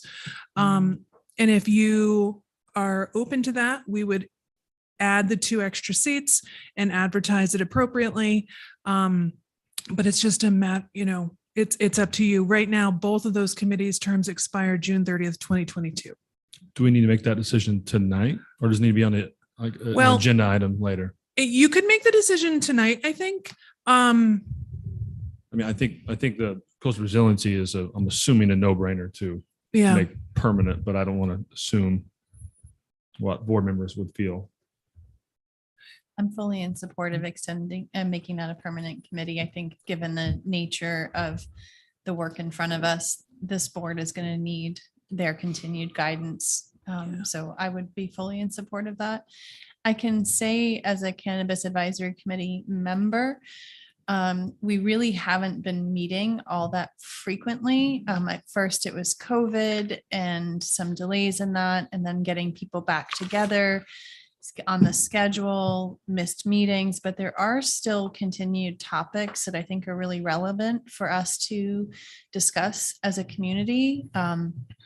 The adoption of delivery services under some of the licensing. There's a whole host of things that I think are related to being a responsible community that has cannabis licensed through this board. So I would also be in support of continuing that advisory committee. I'm not as certain that it needs to be permanent, but I think we would set another sunset date for it and then reevaluate at that time. Yeah, I'm fine with 1 more year and see how it goes. Delivery and some zoning. If we didn't have it, it would be usually Plus would come in and mostly walk us through all of that. But I think there is value of some of the people who are on that committee who have a lot of different views and could really help flesh some stuff out before it comes to us. Yeah, I think so. I think, having Dorothy Hertz continuing to serve on there has a wonderful lens on impact. And then, so I agree. I think another year, plus we really lost, a year and a half or 2 years of meaningful meeting or attention on that because of the pandemic. So, a year is fine. 2 years is probably a nice extension because it really and truly, the advisory committee is really just getting, and some of the members are new, just getting up to speed. Everybody fine with 1 year or 2? Is there a preference for the Cannabis Advisory Committee? I think 2 years. Yeah, it's good too. Yeah. Do you need a vote on that or just direction? I would look to Libby about whether or not we need an actual vote or if consensus is appropriate. I think just vote it. Okay. You may like to make a vote to make the Coastal Resiliency Advisory Committee permanent and add the 2 seats that's been suggested, which is Land Bank and help me out. Hold on. It would be one to be held by a staff representative from the Land Bank and the other to be held by a representative from either the Finance Committee or the Capital Program Committee. Okay. Yeah. So that and the 2 years for the cannabis. Yeah. And do you have a preference on which finance group. Can we leave it open to either? I think we should, yeah. We can do it to both and see who Who comes applies, forward. Yep. So moved. Second. Any other comments? Okay, all those in favor by roll call, Melissa, Aye. Christie, Aye. Matt, Aye. Don, Aye. and Jason. I. That motion passes 5-0. And I'm sorry, did that include the CAC for 2 years? The Mhm. motion? Yep. Okay, sorry. It did. Thank you. Thank you, Erica. This is really great. And this is not this. How is the talent bank going for all of this? Because we've had 4, 6, 9 applicants for Yeah. 2 seats. One of the things that I'll be doing is reaching out to the people who have submitted their names in the talent bank and letting them know about the annual appointments now that we've got this slate figured out. And I will, we'll get that out to all of them and see how that goes. I mean, the response has been so positive with the people that I've reached out to for just some of the vacancies we've held over the last year. So I think it's a really good thing. It's great news. Anything else here on this one? Okay. All set there, Libby?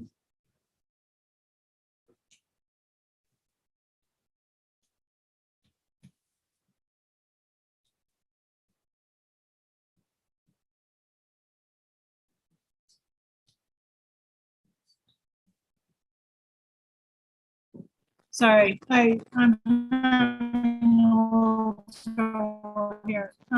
It's just slow. Okay, next item is our update on the design thinking workshop and coastal resilience plan update. So just taking us back in January, after quite a lot of hard work on the coastal resilience plan. And we then had been discussing even before that, what next steps would be. And Arcadis suggested this idea of a design thinking workshop to which a number of mostly town officials, but a couple of other representatives from groups that have large amounts of coastal property, specifically the Land Bank and the Nantucket Conservation Foundation. It wasn't a public event, although some members of the public did kind of come in and out. And specific officials were invited. So we ended up going with it. It was a 2-day workshop, and Matt was the main. Well, I shouldn't say main. Matt was at it, as well as Christy and Don, and a lot of other people. And we spent pretty much two full days going over a lot of issues with the plan. What are we going to do next? What is all manner of things. You're going to see it in a minute. And then Vince is going to give a little update, coastal resilience coordinator, on the coastal resilience plan. And one of our sort of outcomes was to have him come in and give a regular update. And one of the other outcomes was to establish an internal work group that will help try to, get actual implementation underway. So that work group started meeting this week. And we've kicked that up. And who's going to take us through the design thinking? Tanya, are you doing it? Jen's going to start, and then we're going to tag team through the middle. Exactly. So let me see here. I just have to share my screen, which I'm not seeing the button.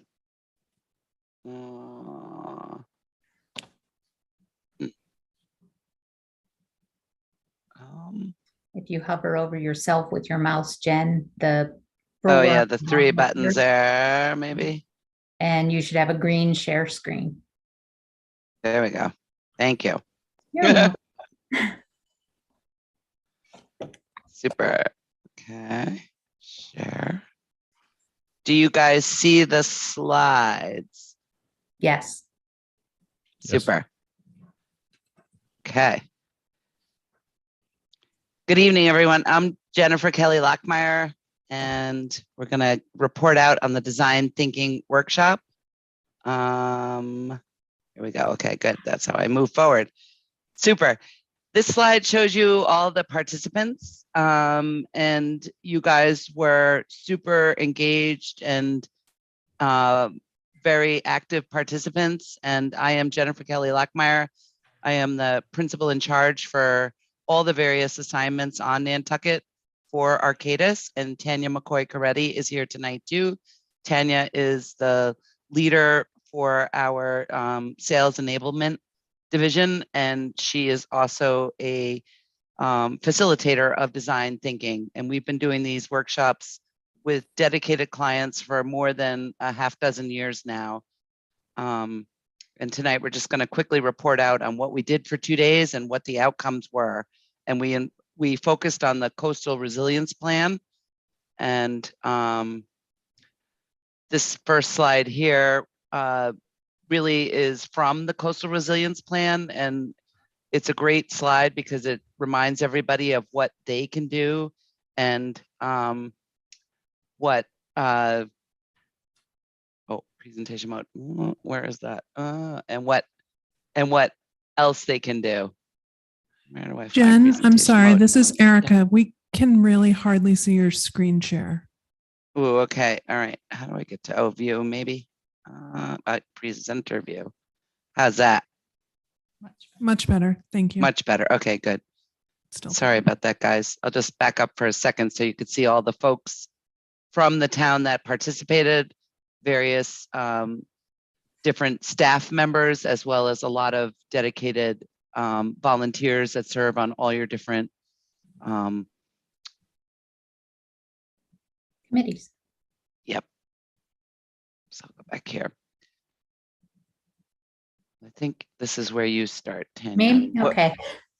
So yes, it was a 2-day workshop. And I think if you talk to anyone that was with us for that 2 days, they'll tell you that we didn't let a whole lot of grass grow under their feet. We kept them very busy for 2 days.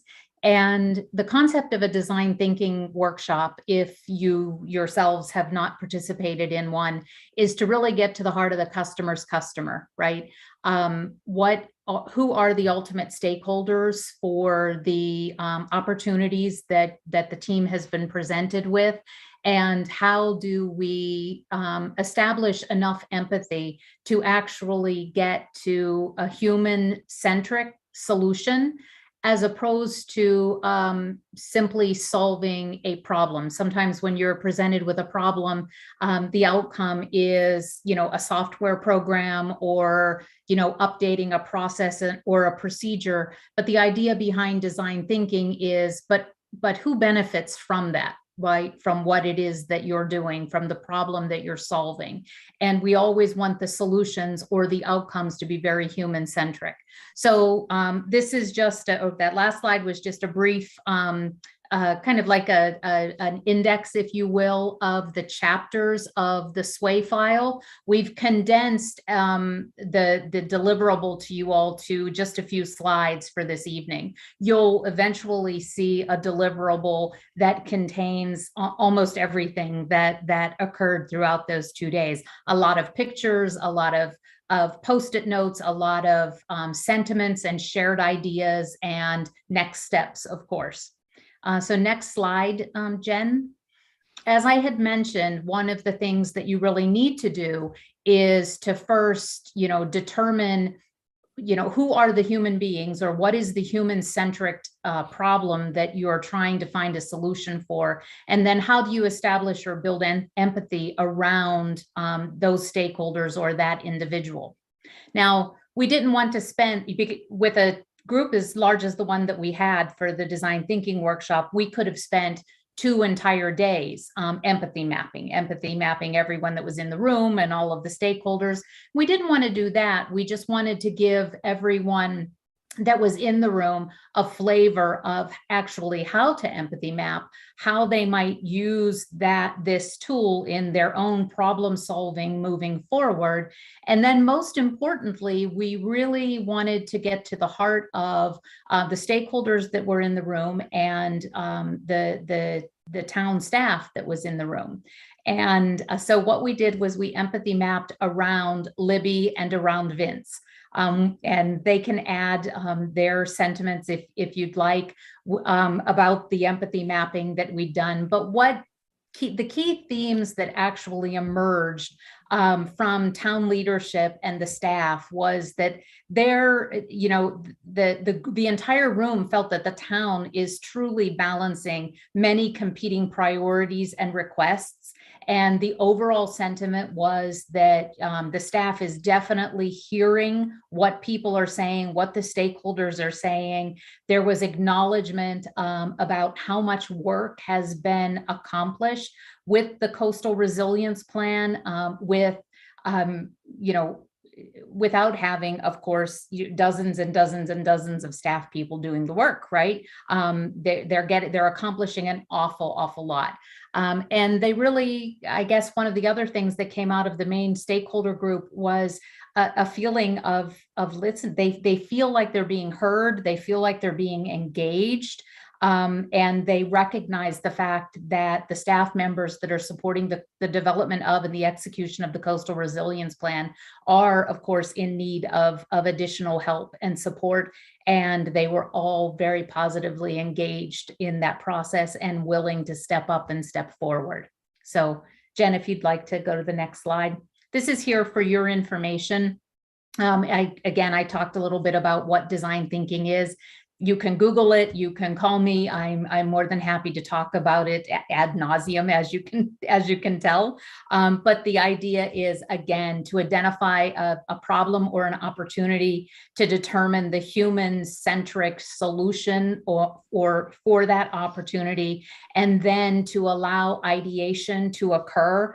I was famous for telling folks, we can't say can't, we can't say won't, we can't say don't. In that room for those 2 days, the unicorn existed because the moment someone says can't, ideation or creation shuts down, right? So we wanted folks to go way outside the box so as to be able to come back inside the box with very creative solutions. So Jen, next slide. So we started with 2 initial opportunity statements. We worked with town staff probably about a month and a half, maybe 2 months before the 2-day workshop.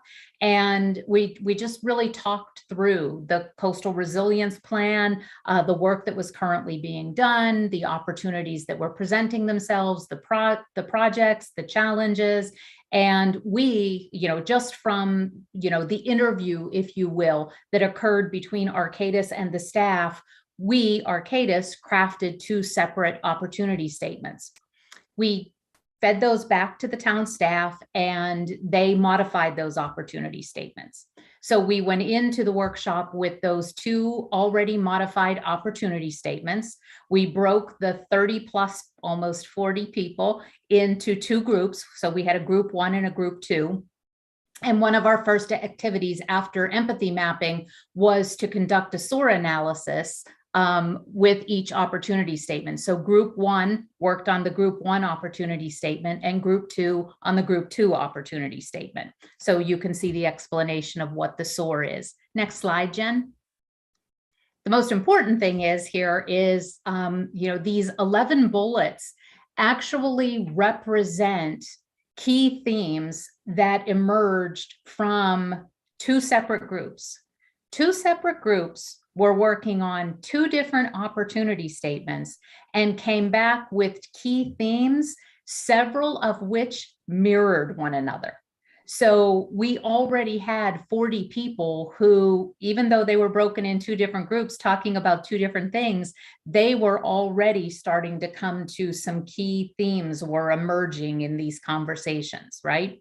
So we shared with one another, group 1 with 2, 2 with 1, the key themes that came out of each of our workshops. And then we split up again. Jen, next slide. And took those opportunity statements that we had already modified twice, and we allowed the 2 different groups to continue to modify the opportunity statements again. So this is probably about, I'm going to say a little bit after lunch on day 1. We now have 2 modified opportunity statements that the 2 different groups will now go into ideation and creation around, or problem solving. Go ahead, Jen. Divider slide. Go ahead, Jen. So the next thing that we did was take those opportunity statements, or what we like to call how might we statements. And, it's really how might we do X for Y to accomplish Z. So if you go back and read them in that way. We use a tool called Crazy Eights. And what we actually do is tap into the creative side, if you will, of everyone's brain. And we ask them to attempt to articulate what it is that they're trying to say visually, as opposed to with words. Right. And again, it really just takes you out of that normal space, everyday space that you're in, and it challenges you because you're really thinking in a different way. So it challenges you differently to come up with ways to solve your problem or capitalize on your opportunity. So Group 1's key themes were listed there. Group 2 was doing the same activity, and they came up with 3 key themes in their Crazy Eights. And again, these are key themes. All of this is developing into next steps, right? This is where it's headed. It's headed towards next steps. So that's the Group 2 themes. Then when you see the SWAY document that will include all of this information, there's much more meat on the bone, if you will. Right now, you're kind of getting the skeleton, right? You get the meat and the muscle on the bone when you see the full document. So then again, a share. We pulled Group 1 into Group 2. They shared all of their Crazy Eights, all of their opportunity ideas, all of their problem solving suggestions. And the idea behind that is that we're going to ideate or create again. So you want Group 1 to hear what Group 2 is doing, because they might find something over there that they can copy and bring back to their own group, right? Imitation being the finest form of flattery. We're hoping that they're getting the opportunity to tap into one another. So during the share, then, we're digging deeper into the opportunities and digging deeper into the problems. So we come up with like another set of sub-themes, if you will. The themes went into sub-themes, and then that translates into, of course, the final activity, which was next steps. Next slide, Jen. So we create a strategic roadmap, and the strategic roadmap is, near-term next steps, midterm next steps, and long-term next steps. We don't define what near-term, midterm, long-term means. You do, right? The client determines that. Immediate steps might be within the next 3, 6, 9 months. Near-term steps might be 1 to 3 years. Midterm, and you will see in the SWAY document, in the complete document, how near-term, midterm, and long-term steps have been identified. You'll also see that, yes, this one, with Group 1, this is just a taste of Group 1 and Group 2's near-term, all of their near-term steps. Their midterm and long-term steps we didn't include for tonight because it's a lot of information. But you will see, right, that we've pulled out highlights over there on the right, but on the strategic map itself, we've left everyone's sentiment there. If they created a Post-it note, we captured it, because we know that we know, or we hope that throughout the execution phase, we actually go back to these roadmaps that have been developed, and we find those little words or that note on a Post-it note that someone was suggesting, because we don't want all of that really great information, that really great sharing and collaborating of collective ideas lost, right? So it's all captured in this SWAY file for you. That concluded our 2 days, and then a smaller team of us came back together the morning of the 3rd day. So Jen, I'll pass back to you for the Just Do It summary. Exactly. Yeah. Thank you, Tanya. And so in the Just Do It summary, we were meeting with a smaller group on the Wednesday morning, and we were reflecting on some of the quick takeaways that you guys could implement soon and some of the things that you could celebrate sooner. And here are actual snapshots from the Coastal Resilience Plan and some of the short takeaways that the team came up with. So this is the summary of the quick projects to implement. And they're the phase one of some of the larger projects that are identified in the CRP. But you were already identifying champions. And in the top part of the slide here, you also see that there were some ideas that really got further fleshed out, which were also part of the CRP recommendation. So the first, Libby actually already mentioned that this Coastal Resilience and Sustainability Interdepartmental Working Group has already started to form and meet.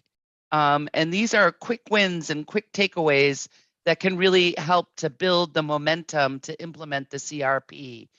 And so down below here are some of the projects that you guys are actually already doing parts of.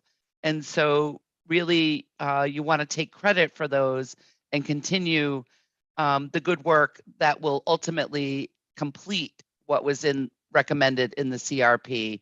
So you're actually already doing quite a few things. And that's what's really kind of exciting for the community and the town to know, is that you're already doing some of this. And then of course, we kept talking about, you do need to celebrate your successes and you do need to let people know what you're doing. And this is the Nantucket planting, the dune planting that was already done back in the spring of 2021. You guys saw an opportunity, you seized on it. It was a community project. And here was another picture of it at the end of the summer. So you can already see that things are growing there. So I think with that, so the next steps as far as we're concerned are to finish what is a SWAY file. You can Google that too. That's a Microsoft product. And the team decided that the SWAY file will be placed on the CRP site so that everyone could view it. And it can go through an automatic mode and people will get there's a lot more detail than what we're sharing with you tonight. But it's all been documented and it's all there. And like Tanya said, every single little Post-it note is there and they are so important. So with that, I'll end the slideshow. And Vince, wasn't sure if you wanted to add something or not. If it's okay with the chair, I just had 3 slides and an update on the CRP. Yes, please go ahead, Vince. Can you just need Jen to stop sharing? Go to my buttons, find my buttons. Oh boy. Go outside there. of the slide. You have to Got go it. outside. Yeah, there you go. Oh, I clicked the wrong one. Well, Hover down along the bottom of your screen. all right, trying that now too.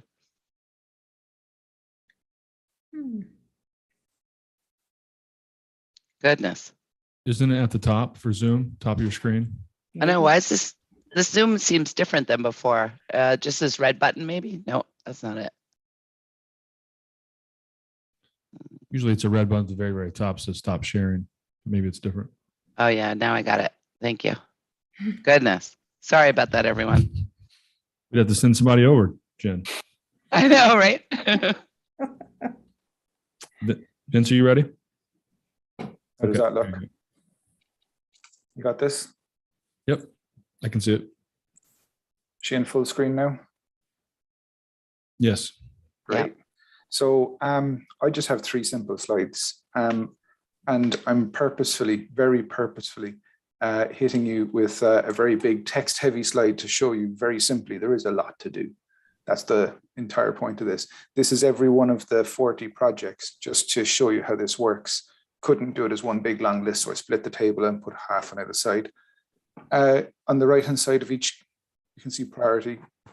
That's priority 1, 2, and 3 projects for every project in the CRP. Then there's just a project number, just for an identifier, a project name that are slimmed down project descriptions, just to give an idea what it is, and then the location that it's serving. Many of them are island-wide projects. There's 14 island-wide projects. And then there's a handful, not a handful, there's many targeted projects for the downtown area, Nantucket, for the harbour and CO2 areas, Sconset, South Shore and North Shore. So we have all these projects, but just to see, well, what's underway. These are the highlighted ones that I have information on that have been progressed in some fashion and have been taken up by the Coast Resiliency Advisory Committee or other groups to progress them. So pretty simply, it's already been said many times over, but just to relate it to CRP items, we do have the Coastal Resilience and Sustainability Interdepartmental Working Group that got started on Monday. The same group of people will have a different function as well, doing joint staff review of development proposals, but that will be a different, slightly differently organized, basically the same group of people though. One of my favorite ones, when I saw it in the CRP and it looked like the CRP was going places, last December, I started a shoreline change monitoring program with our coastal resources technician, Morgan Sell. And this was very simple. The idea is put stakes in the ground and start measuring erosion rates. That's the basic start of it. So this is underway. This is going to be upgraded. We are going to get survey level GPSs to continue this one. The next one is being specifically taken up by the Coastal Resilience Advisory Committee. It's to adopt the best local sea level rise scenarios, and that at the moment happens to be the Massachusetts Coastal Flood Risk Model. The committee has started discussion on this. There's probably a few more meetings in this and some review, and that might happen by the end of April or in May sometime. The Downtown Neighbourhood Flood Barrier and its related project, the phase 1 of that, are also somewhat underway. I'm seeking a grant for it. I'm also working in partnership with other organizations such as the Land Bank to try and get elements of this off the ground as well in a very early phase. Then I'm also seeking a potential grant, and I'm in a very early stage of discussions with NCF about Pulpus Road to see if we can do something there. Oh, and that's also in conjunction with the DPW. Also, NCF have taken on this project alone, the CO2 erosion mitigation and dune resilience. That is near completion on Thursday, the 14th of April. There's going to be a presentation at the Coastal Resilience Advisory Committee, a special committee meeting on some of the outcomes of this. The Sconset Bluff dune restoration, that's something that I'm going to see if there might be interest as part of the NOI that's underway for Baxter Road, if it might be something that might be able to be worked into that. The Baxter Road relocation planning, that is about 3 months into about a year and a half process. That's well underway at this point. And the Sheep Pond relocation study, that's being investigated. So these are the ones that other groups, committees have taken up. And Jen and Tanya have already alluded to some of the next ones. So these are the ones that were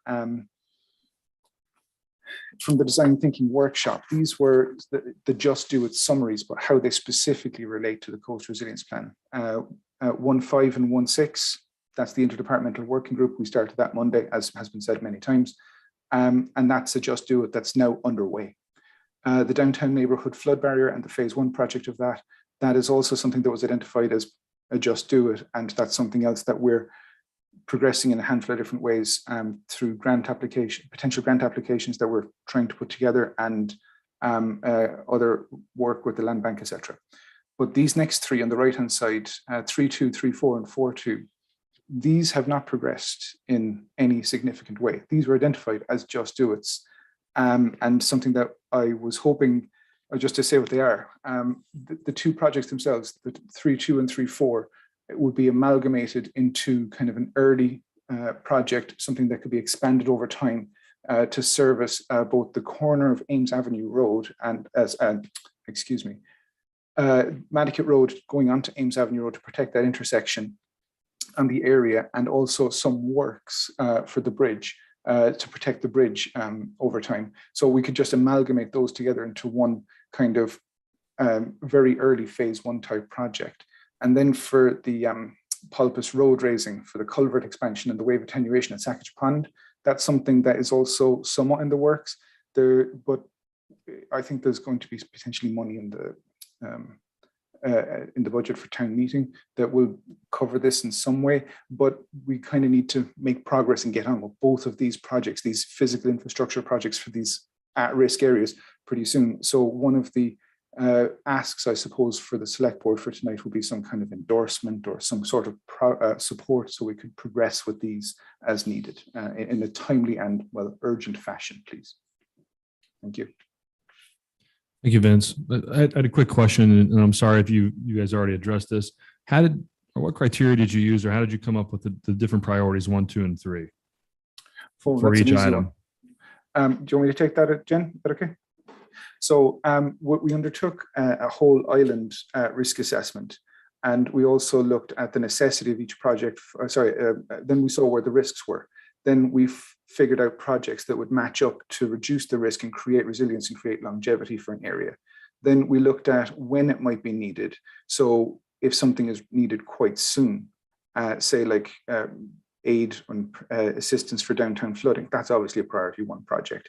But if something is a priority 2 project that might be able to stand for a bit longer, say, I'll take one of the ones on screen, the Palpus road raising. Sea level rise means that might not get affected for a little bit longer. So that makes it a priority 2 project. However, other issues that have come to light in that area in the last year or so that weren't part of the CRP process, maybe bump that up to being a just do a project that we can achieve in a more reasonably quick fashion. Thank you. Questions, comments for Vince?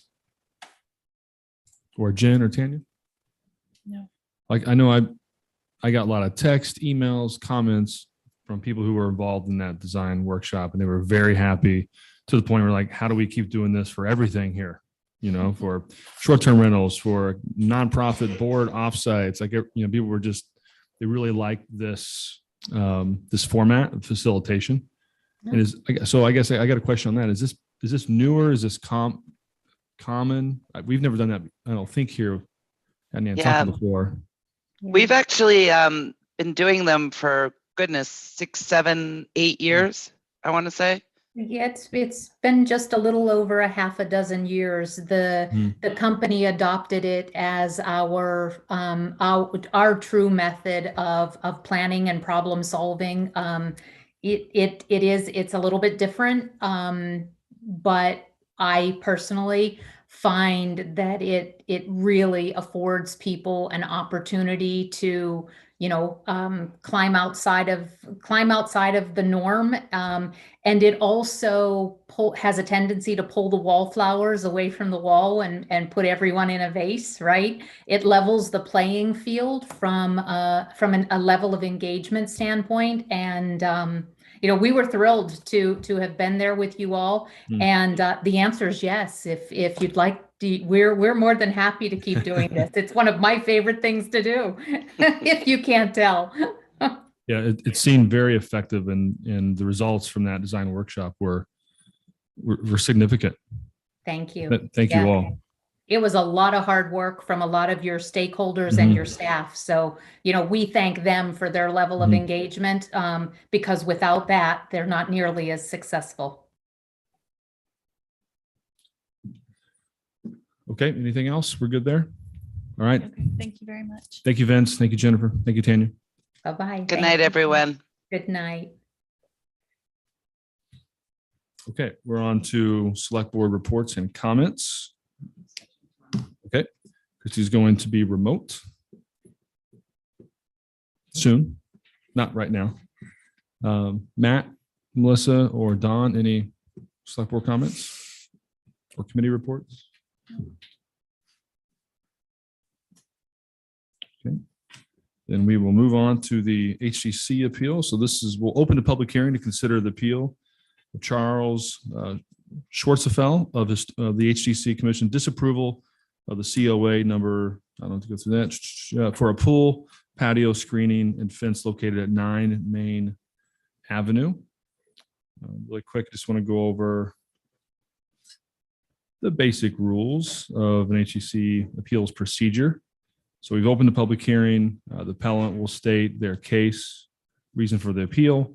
Then the HGC will define its position. And then for rebuttals, usually a little longer for the first two, just to explain your case.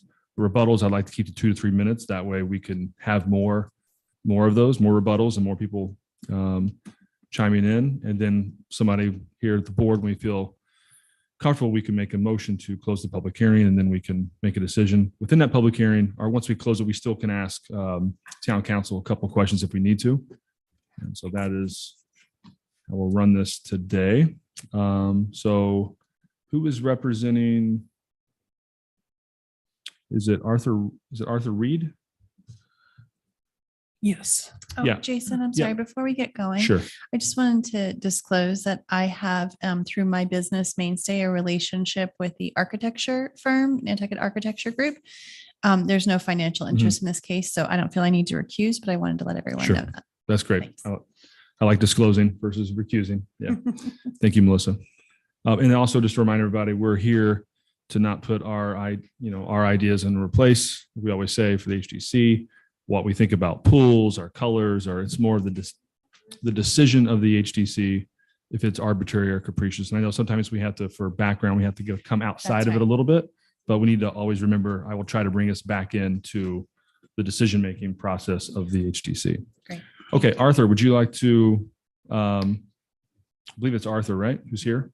Sorry, I'm going to just, I am going to try to bring Arthur in as As a a panel. panelist. Yeah, that'd be easier. If you give me 1 sec.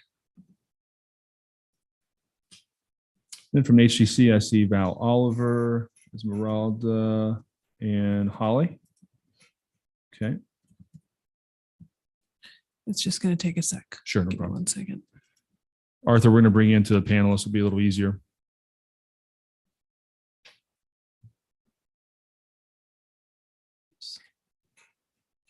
And we also have Brian Riley here from Town Council. Yep. And we've got Esmeralda from HDC. Yeah, I just went through that. Oh, you did? Yep, and Okay. Holly. Sorry, Holly Backus. Yeah. I missed it. All right, where is Arthur? There's Okay, Arthur. he's in. Yep. Thank you all. I would also ask that you promote to being a panelist Steve Thoreau of Nantucket Architecture Group, who will be presenting this along with me. Arthur, Steve is actually present in person. Oh, he is? Okay, fine. I originally thought he was not going to be able to attend in person. Okay, thank you very much. I represent Charles Schwartz-Apfel, the owner of the property at 9 Main Avenue in Nantucket, which is the subject of this appeal. This is an application that was filed originally back in 2020 for the construction of a pool on Mr. Schwartz-Apfel's property. There are 2 dwellings on the property, and this would be constructed in the area in between the dwellings. The issue throughout at the HDC has been the fact that the property is situated in that part of Nantucket, which is across the bridge, across the Ames Avenue Bridge. And that has been a matter of concern to the members of the HDC. And I think we can explain why the concerns that they've expressed in that regard are not well taken. In any event, the issue should be here one of visibility. That is typically the issue with regard to pools. In any place where pools are permitted on the island, obviously they have to go before the HDC for approval.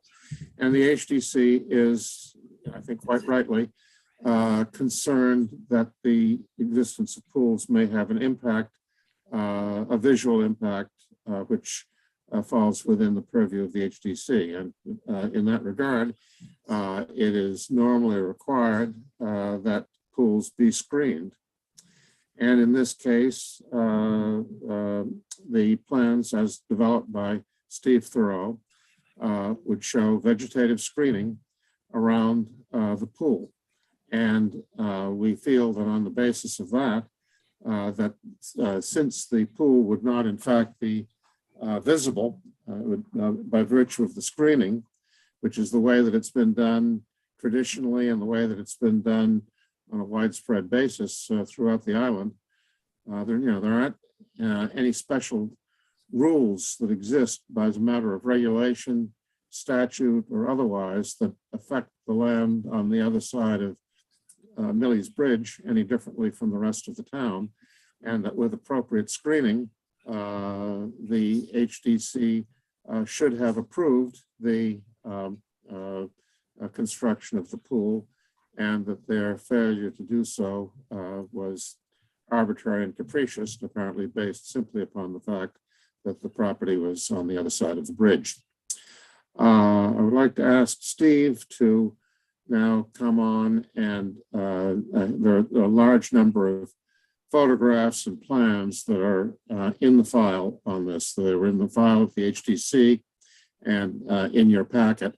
And I would like to have Steve come forward and explain those plans, show the layout of the lot, and show the plans which demonstrate the fixtures which demonstrate the consistency of what we would be doing with other things in the area.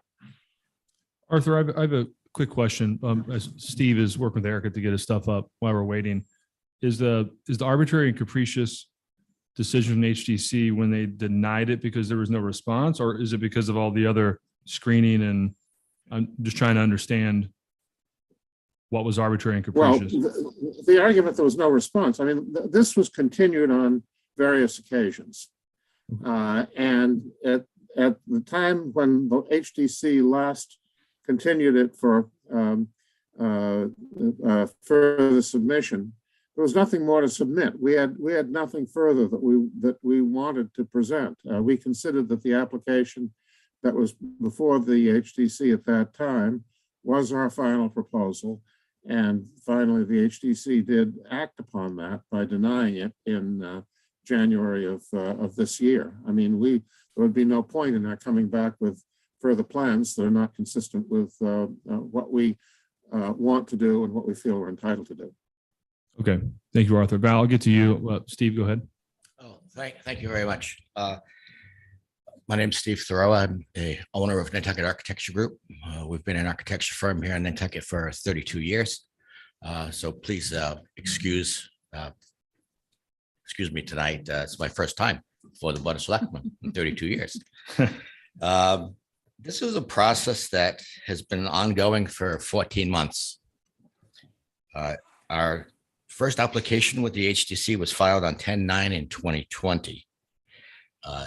As part of the application, we submitted the plan that you see before you on the screen, a simple pool, small pool that ran between the two existing buildings on the lot, screened by some planting in the front and some planting in the rear with an elevated patio that was there.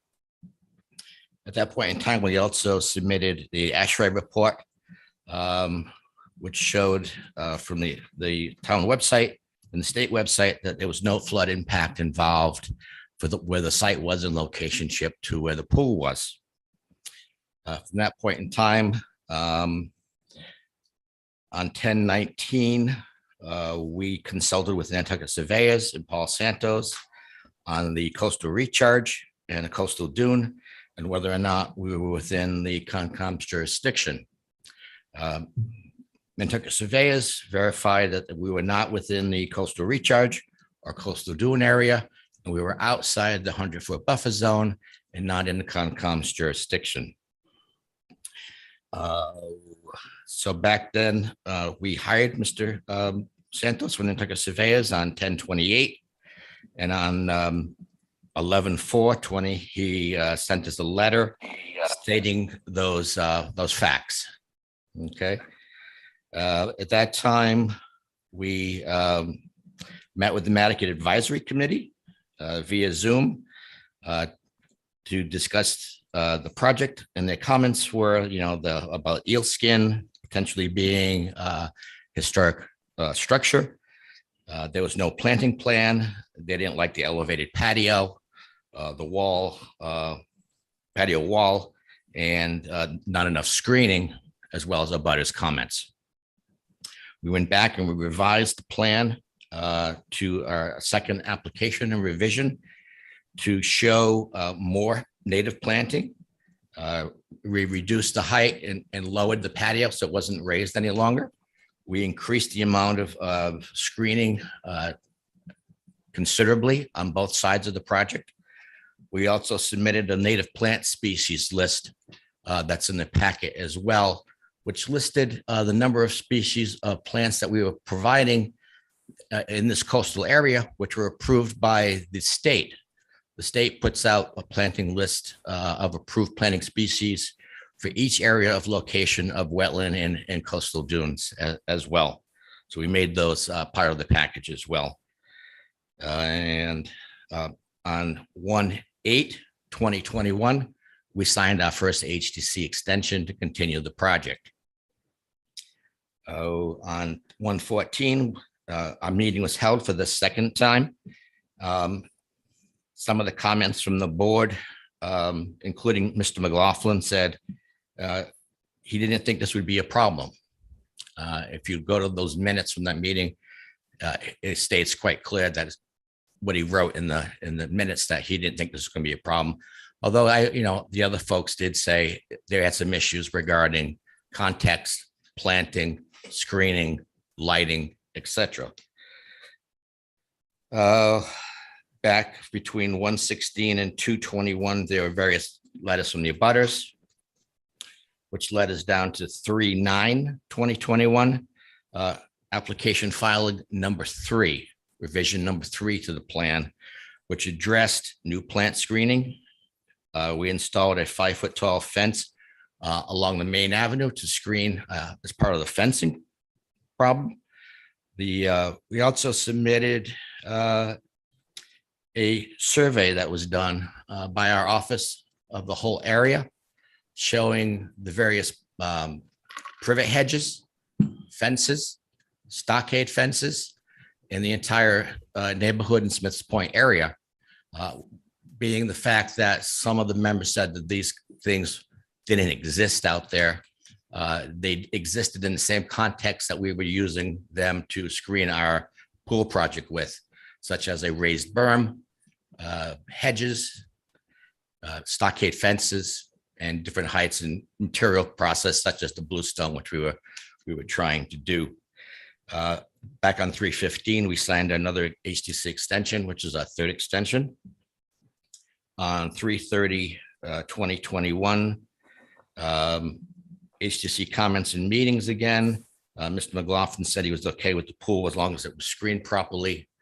We also submitted a letter from the Inquiring Mirror regarding the eel skin building itself, which was built as a shack in Nantucket Marine back in the 50s. It was on the verge of being torn down when it was actually moved to Main Avenue at that time. And then it was refurbished by the owner that moved it to its location, putting in all new plumbing, electrical, all new structural renovations to that building. It was then later picked up from that location and moved on the site again for the second time, with a full basement being put underneath it. It was renovated again, adding air conditioning, plumbing, and heating to the building, as well as the full basement. So if there was any historic fabric in that building at any particular time, Inquiry Mirror says that it wasn't, and the article is actually part of the file, that it's long been stripped away from that building. So the comment of having the pool next to a historic building really doesn't hold weight. The comments that were made at that meeting were basically, again, talking about screening, planting, lighting. And at the end of the meeting, it was again held for revisions. Basically, on April 30th, 21, we signed our 4th extension on the project. And the extension came up, and on 8/16, the extension signed another extension. Then in January of 2022, my client said we didn't want to sign any more extensions. We can't change the plan any more than what we've already changed based on the comments from the HDC. And really, our question is, to them is that during that process and in the minutes of the meeting, no one ever clearly said, we're not going to approve this. It took 14 months for them to deny the application based on the fact that we didn't sign an extension, which put it into an automatic denial.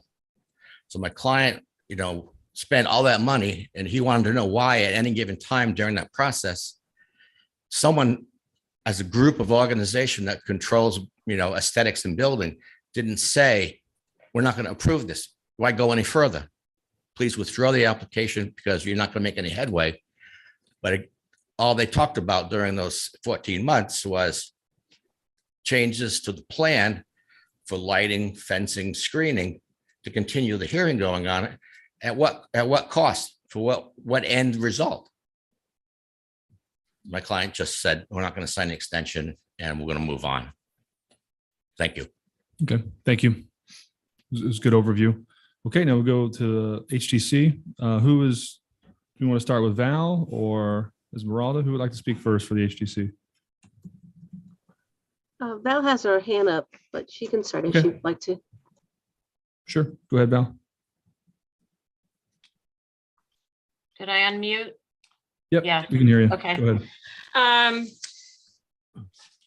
Yeah, so this is before you because they out and out refused to sign another extension. And I just want to point out that, the HTC has been struggling during COVID, as I'm sure your board has as well, to try and keep up with A, the frenetic building pace, and B, dealing with Zoom meetings and all that goes along with it. So to be fair, it would not in a normal circumstance have taken this long. Every application is taking inordinate amounts of time to get through the process just because it is what it is. And a bunch of other reasons we're not here to discuss at the moment, but I think Steve's overview obviously is biased toward his client, but in the end, I think all the board was really asking for, as well as the neighbors, is to try and keep the area,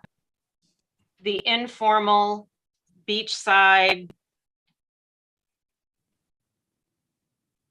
vista that it is. The same thing happens out in Cisco. We're trying to keep areas that are integrating pools to look as natural as possible. And from the last comments of the last meeting, I believe that was really what was stressed, informality. Do you need a bunch of fences? Could you do it with, more native vegetation? Pull the pool in as tight as you can if you have to have it. And I don't know if you guys looked through your packet, but there's some great drone shots of this lot. It's wide open in between the crux of two streets. And whether or not Steve thinks the building is historic or not is his, opinion. There seems to be a lot of historic information on it, which I'm sure Holly will fill you in on. And we have to sort of pay more homage to buildings that do have a history that is recorded. So I would just say, arbitrary and capricious really is not part of this application at all. We were working with the applicant. He may not have liked how much time it was taking, but this is the result of him just having a hissy fit and saying, I'm going to take you to the Board of Selectmen. Thank you, Val. Holly or Esmeralda, would you like to comment? I'll read my letter to the select board. I'll skip through to the middle part. The HCC did deny this application, but the decision was not arbitrary or capricious as alleged by the applicant. At the last hearing on this project on January 6, 2022, there were 4 sitting members on this application. This application was denied due to lack of response because of the agent for the applicant refused to sign an extension form upon repeated requests. Regular office procedures required by law is to reach out formally by via email, phone call, or in person to the applicant's agent requesting an extension on their HDC application, allowing the applicant to revise the submission and grant sufficient time to adequately review the application if necessary. On December 9th, 2021, staff sent out the first email to the agent, Stephen Thoreau, from Nantucket Architectural Group. In the email, an extension was specifically asked for, and for the extension form to be signed and returned. Otherwise, in the absence of a signature, the project will be denied without prejudice due to lack of response. Multiple attempts were done via email on dates December 9th, 2021, December 23rd, 2021, December 31st, 2021, with the deadline for action, the action being 12/31/2021. The last attempt was made on January 3rd, 2022, when the agent Stephen Thoreau came into the office on other matters. Staff approached him to sign the extension. He proceeded to state that on behalf of his client, he was refusing to sign the extension form. The HDC has exhausted all options at this point. On January 4th, said application for the pool and hardscape on 9 Main Avenue was placed on the agenda to be heard on January 6, 2022. The HDC considered all options and the history of the matter, found that they had no other choice but to deny the application. The application was not denied on the merits not on the merits, but on the time-sensitive issue that had to be decided to avoid a constructive grant. Thank you. Holly, did you want to add any context at all? Thank you, Mr. Chair. Just the fact that if you look at the last meeting minutes of when the application was actually substantively discussed, March 30th, in the minutes, talk about basically the commissioners asking and discussing about the landscaping. And I think it's important to, most people who've been before the HDC know they're not going to design at a table. They're going to indicate the reasons that they have concerns on for following building with Nantucket mine, or it doesn't, whatever the case may be, not saying you need to fix.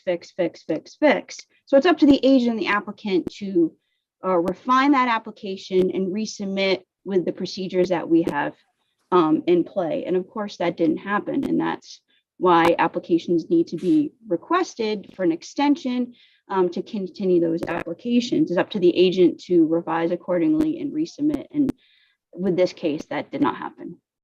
Thank you, Mr. Chair. Okay, quick question for HCC. Is it normal to have 2, 3, 4 revisions in a situation like this? Yes, it is very normal. Okay. All right. So we heard from the HCC. Arthur, would you like rebuttal? Yes, I certainly would. The fact is that this is a denial. It's a denial because there was no further point in granting further extensions, because the HDC had indicated that they would not approve the plan as submitted.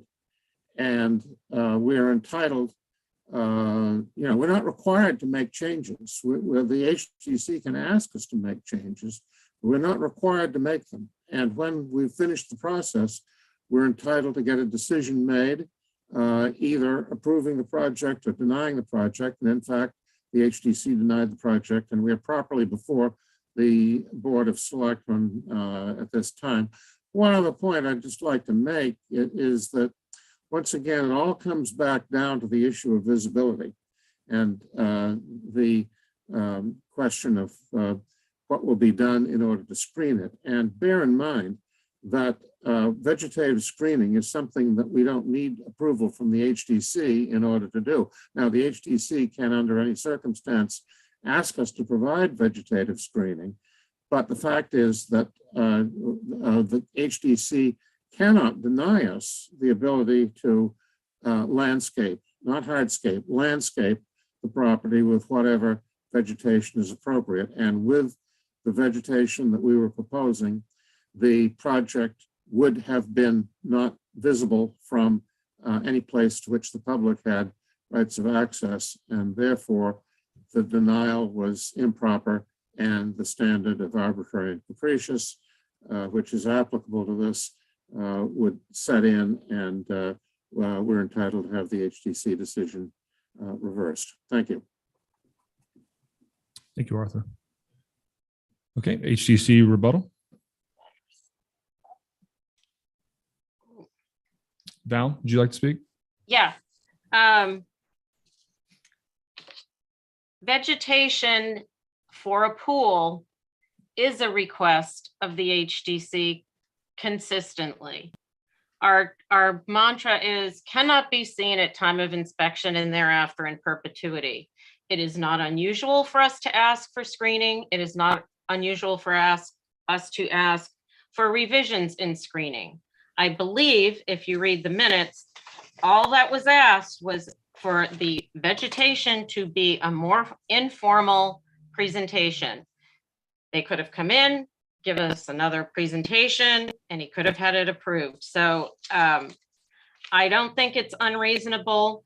Pools in areas like this especially need to be screened. If there's going to be fencing to screen them, the fence needs to be screened, and then it starts to change the whole character of the area that we're talking about. So I don't believe it was arbitrary and capricious. And I think by virtue of the fact that it was done as a out and out denial of extending should be enough for you to all see we're following our procedure and not being arbitrary. We cannot be, I think Arthur's asking you to judge us on the meetings prior to this denial, and that doesn't seem right to me or relevant. Thank you, Val. Arthur, would you like to respond? Yeah, Mr. Chair, what I'm hearing here is, and this is a little different from what I've seen by reading the minutes and so on, but what I'm hearing here from Val is that the HDC is not, in fact, necessarily finally and diametrically opposed to the application. And rather than forcing a decision from the Board of Selectmen at tonight's meeting, I'm wondering whether it might not be more appropriate to continue the matter or remand it, but I think we don't need to go through the procedure of a formal remand. Continue this hearing and meanwhile allow the applicant to refile with the HDC and see if we can come to some common ground that will allow the project to go forward. Again, I'm not hearing the level of opposition from the HDC that I earlier, and again, I was not present at the HDC meetings, but from reading the minutes, I was certainly under the impression that we were running up against a brick wall. And again, I'm hearing that that may not be the case. Thank you, Arthur. I think we've heard, at least right now, enough from both sides. I want to go to the select board members. Dawn? I mean, I think that Arthur makes a valid suggestion, and I would be very open to continuing this public hearing to a date certain for them to go back and go and try to get something approved through the normal process.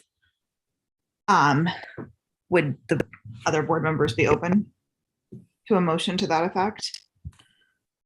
I think so. I just need to understand. So we would continue it and remand it at the same time and it goes back? Not remand it, just they can just go refile. We would just continue it for like a couple of months to allow that process to take place. But if we don't want to re-advertise, we need to leave the public hearing open. And does that make sense? You wouldn't have to remand because they're voluntarily saying they want to go back. We would just leave it open in case they do need to come. Right. Okay. In case they can't come to terms, essentially. What if we did like June 7th or June 8th? Okay. We have to close the public hearing. No, you're going to continue. Oh, the I'm public sorry. hearing. Yes. Sorry. I just want to Gotcha. double check that June 8th is one of our meeting dates. Okay. Real quick, I can't remember if it's the 8th or the 15th. One of them's We would just vote to continue. If you just give me 1 sec. Sure. Give 1 second. The 8th is a meeting day. Okay. It is. Okay. That's my motion Just to wanna make continue sure this that we public have hearing. time enough. to June 8th. Granted the extent to which, if I may, the HDC is backed up at the present time, point that's very well taken. I would hope that we would be able to get this brought to a head. You know, we might have to have more than one meeting. You know, I'm fine with a continuance to July 8th, but would request that if we're still before the HDC on June 8th, the matter hasn't been finally resolved, that we might suggest a further continuance of this hearing. Arthur, my suggestion was June 8th, not July 8th. Is that a? I think he's saying maybe it needs to be a little later. You might need to extend it further. Yeah, So we and would just have that's to reopen yeah. it and extend it. Yeah, that's an easy thing that we can do. And we've done it in the past. So if we need more time, we can extend it without Yep, coming. they would just notify us Yep. like the week prior, and that way we would actually know and we could agree on a date in advance of when we could continue to again, and we could note it on the agenda. Okay, so we can do it June 8th now and then extend it without coming back here. That's what you're saying? Okay. How does everybody feel about Don's? I mean, it would technically be on the June 8th agenda. Right. But just to continue it again. Right. I think it's win-win. If people can sort things out with the HDC directly, I'd much rather have it done there than at this table. Sure. I concur. Yeah, no, I agree. And I don't, arbitrary and capricious is a pretty high bar. And I would have a hard time finding them arbitrary and capricious on, you know, with what we've seen today. But if they can work it out, I think that's great. Okay. Somebody needs to second the motion. Yeah. I'll second the motion. I'll Dawn. second it. Okay, any comments? No, we're already in a motion. Public hearing. With the public hearing, there's a opportunity for public comment. Okay, can we hold off on that motion? I would take one. Sure. Okay, can we go to Stephen Murphy? Yep, I'm gonna bring him in. Sorry, Stephen, I saw your hand up and it went down and the motion was made and the hand came up. Little technology challenge there. Thank you for the opportunity to comment on this. My name is Stephen Murphy. I'm an attorney from Washington, D.C., and I'm a 42-year-old visitor to Smith Point. I've actually stayed in the Eelskin Inn on multiple occasions. And I just wanted to back up what Matt Fee just had to say, that it's well settled in the Commonwealth of Massachusetts that a decision is arbitrary and capricious when it lacks any rational explanation that reasonable persons might support. I think that definition, well established in the Commonwealth, fully supports Matt's point of view. But I do agree with the notion of going back to the HDC to try and work this out. And hopefully it would be with respect to plantings that have a chance to survive out there. And frankly, I'm going to encourage the HDC through the abutters who I represent to actually go and visit what the environment is like out there with wind and water and salt particularly. But thank you for the opportunity to address this. Thank you, Stephen. So is everybody clear with the motion? Second. Okay. By roll call, all those in favor? Melissa? Aye. Matt? Aye. Dawn? Aye. Christy? Aye. Jason, aye. That passes 5-0. Thank you, everyone. Thank you, Arthur. Thanks, everybody from the Thank you HTC. very much. Val, Holly, Esmeralda, thank you. Oh, thank you, Stephen. Okay, is there a motion to adjourn? Just So one moved. quick, so one quick comment on this. This does bring up, I've shared this with the Coastal Resiliency. This does bring up some issues. If it's not in Concom jurisdiction, you know, maybe it should be. There's a I know the Board of Health is working on this. Saltwater pools, people think, oh, it's saltwater, it's great. There are municipalities that forbid saltwater pools from being, you know, discharged into water bodies because the chemical process creates forever pollutants. And so there's things that we understand now that we may not have 5 years ago that we as a town are working on or should be working on. And so I think, you know, it's not up to HDC to determine that. that's not within their purview, and I think they're probably struggling with it, but we as a town have to look and say, do we want everything over the bridge to have a pool? Do we want everything in Cisco to have a pool? I think this is, and what I tell my kids is when you have something and you ignore it, it comes back later and it's worse. And I think some of these issues we have kind of ignored and pushed them down the path. And I think they're going to keep coming back. So. I think it's a great point. I was also thinking about, sort of impacts of vegetation and things like that in those coastal resiliency areas, priority areas, and how you determine, how you mesh all those objectives, because it's really not in the purview of some of the regulatory authorities. So it's a great point. One of the letters, one of the neighbors out there had lost 50 feet in 1 year. So if we're building stuff that we're going to lose the potential, one storm to wipe out 30 or 50 feet, then it's in the, then it is in the coast, that district. So we just have to be, there's some things that we as a town have to grapple with. There's a lot of nuance. Yeah. So with that, I'm happy to make a motion to adjourn. Yeah, hold on. Oh, sorry. Oh, you can wait. We're almost done. Hold on. You can wait. Make the motion. I was going to make a motion to adjourn. Yep. For a second. Second. Okay, all those in favor, roll call. Melissa, Aye. Don, Aye. Christie, I want Aye. to hear from Steve. Matt. I want to hear from You Steve. can say no. No. Okay, yes. All right, that motion passes. We're adjourned. Thank you.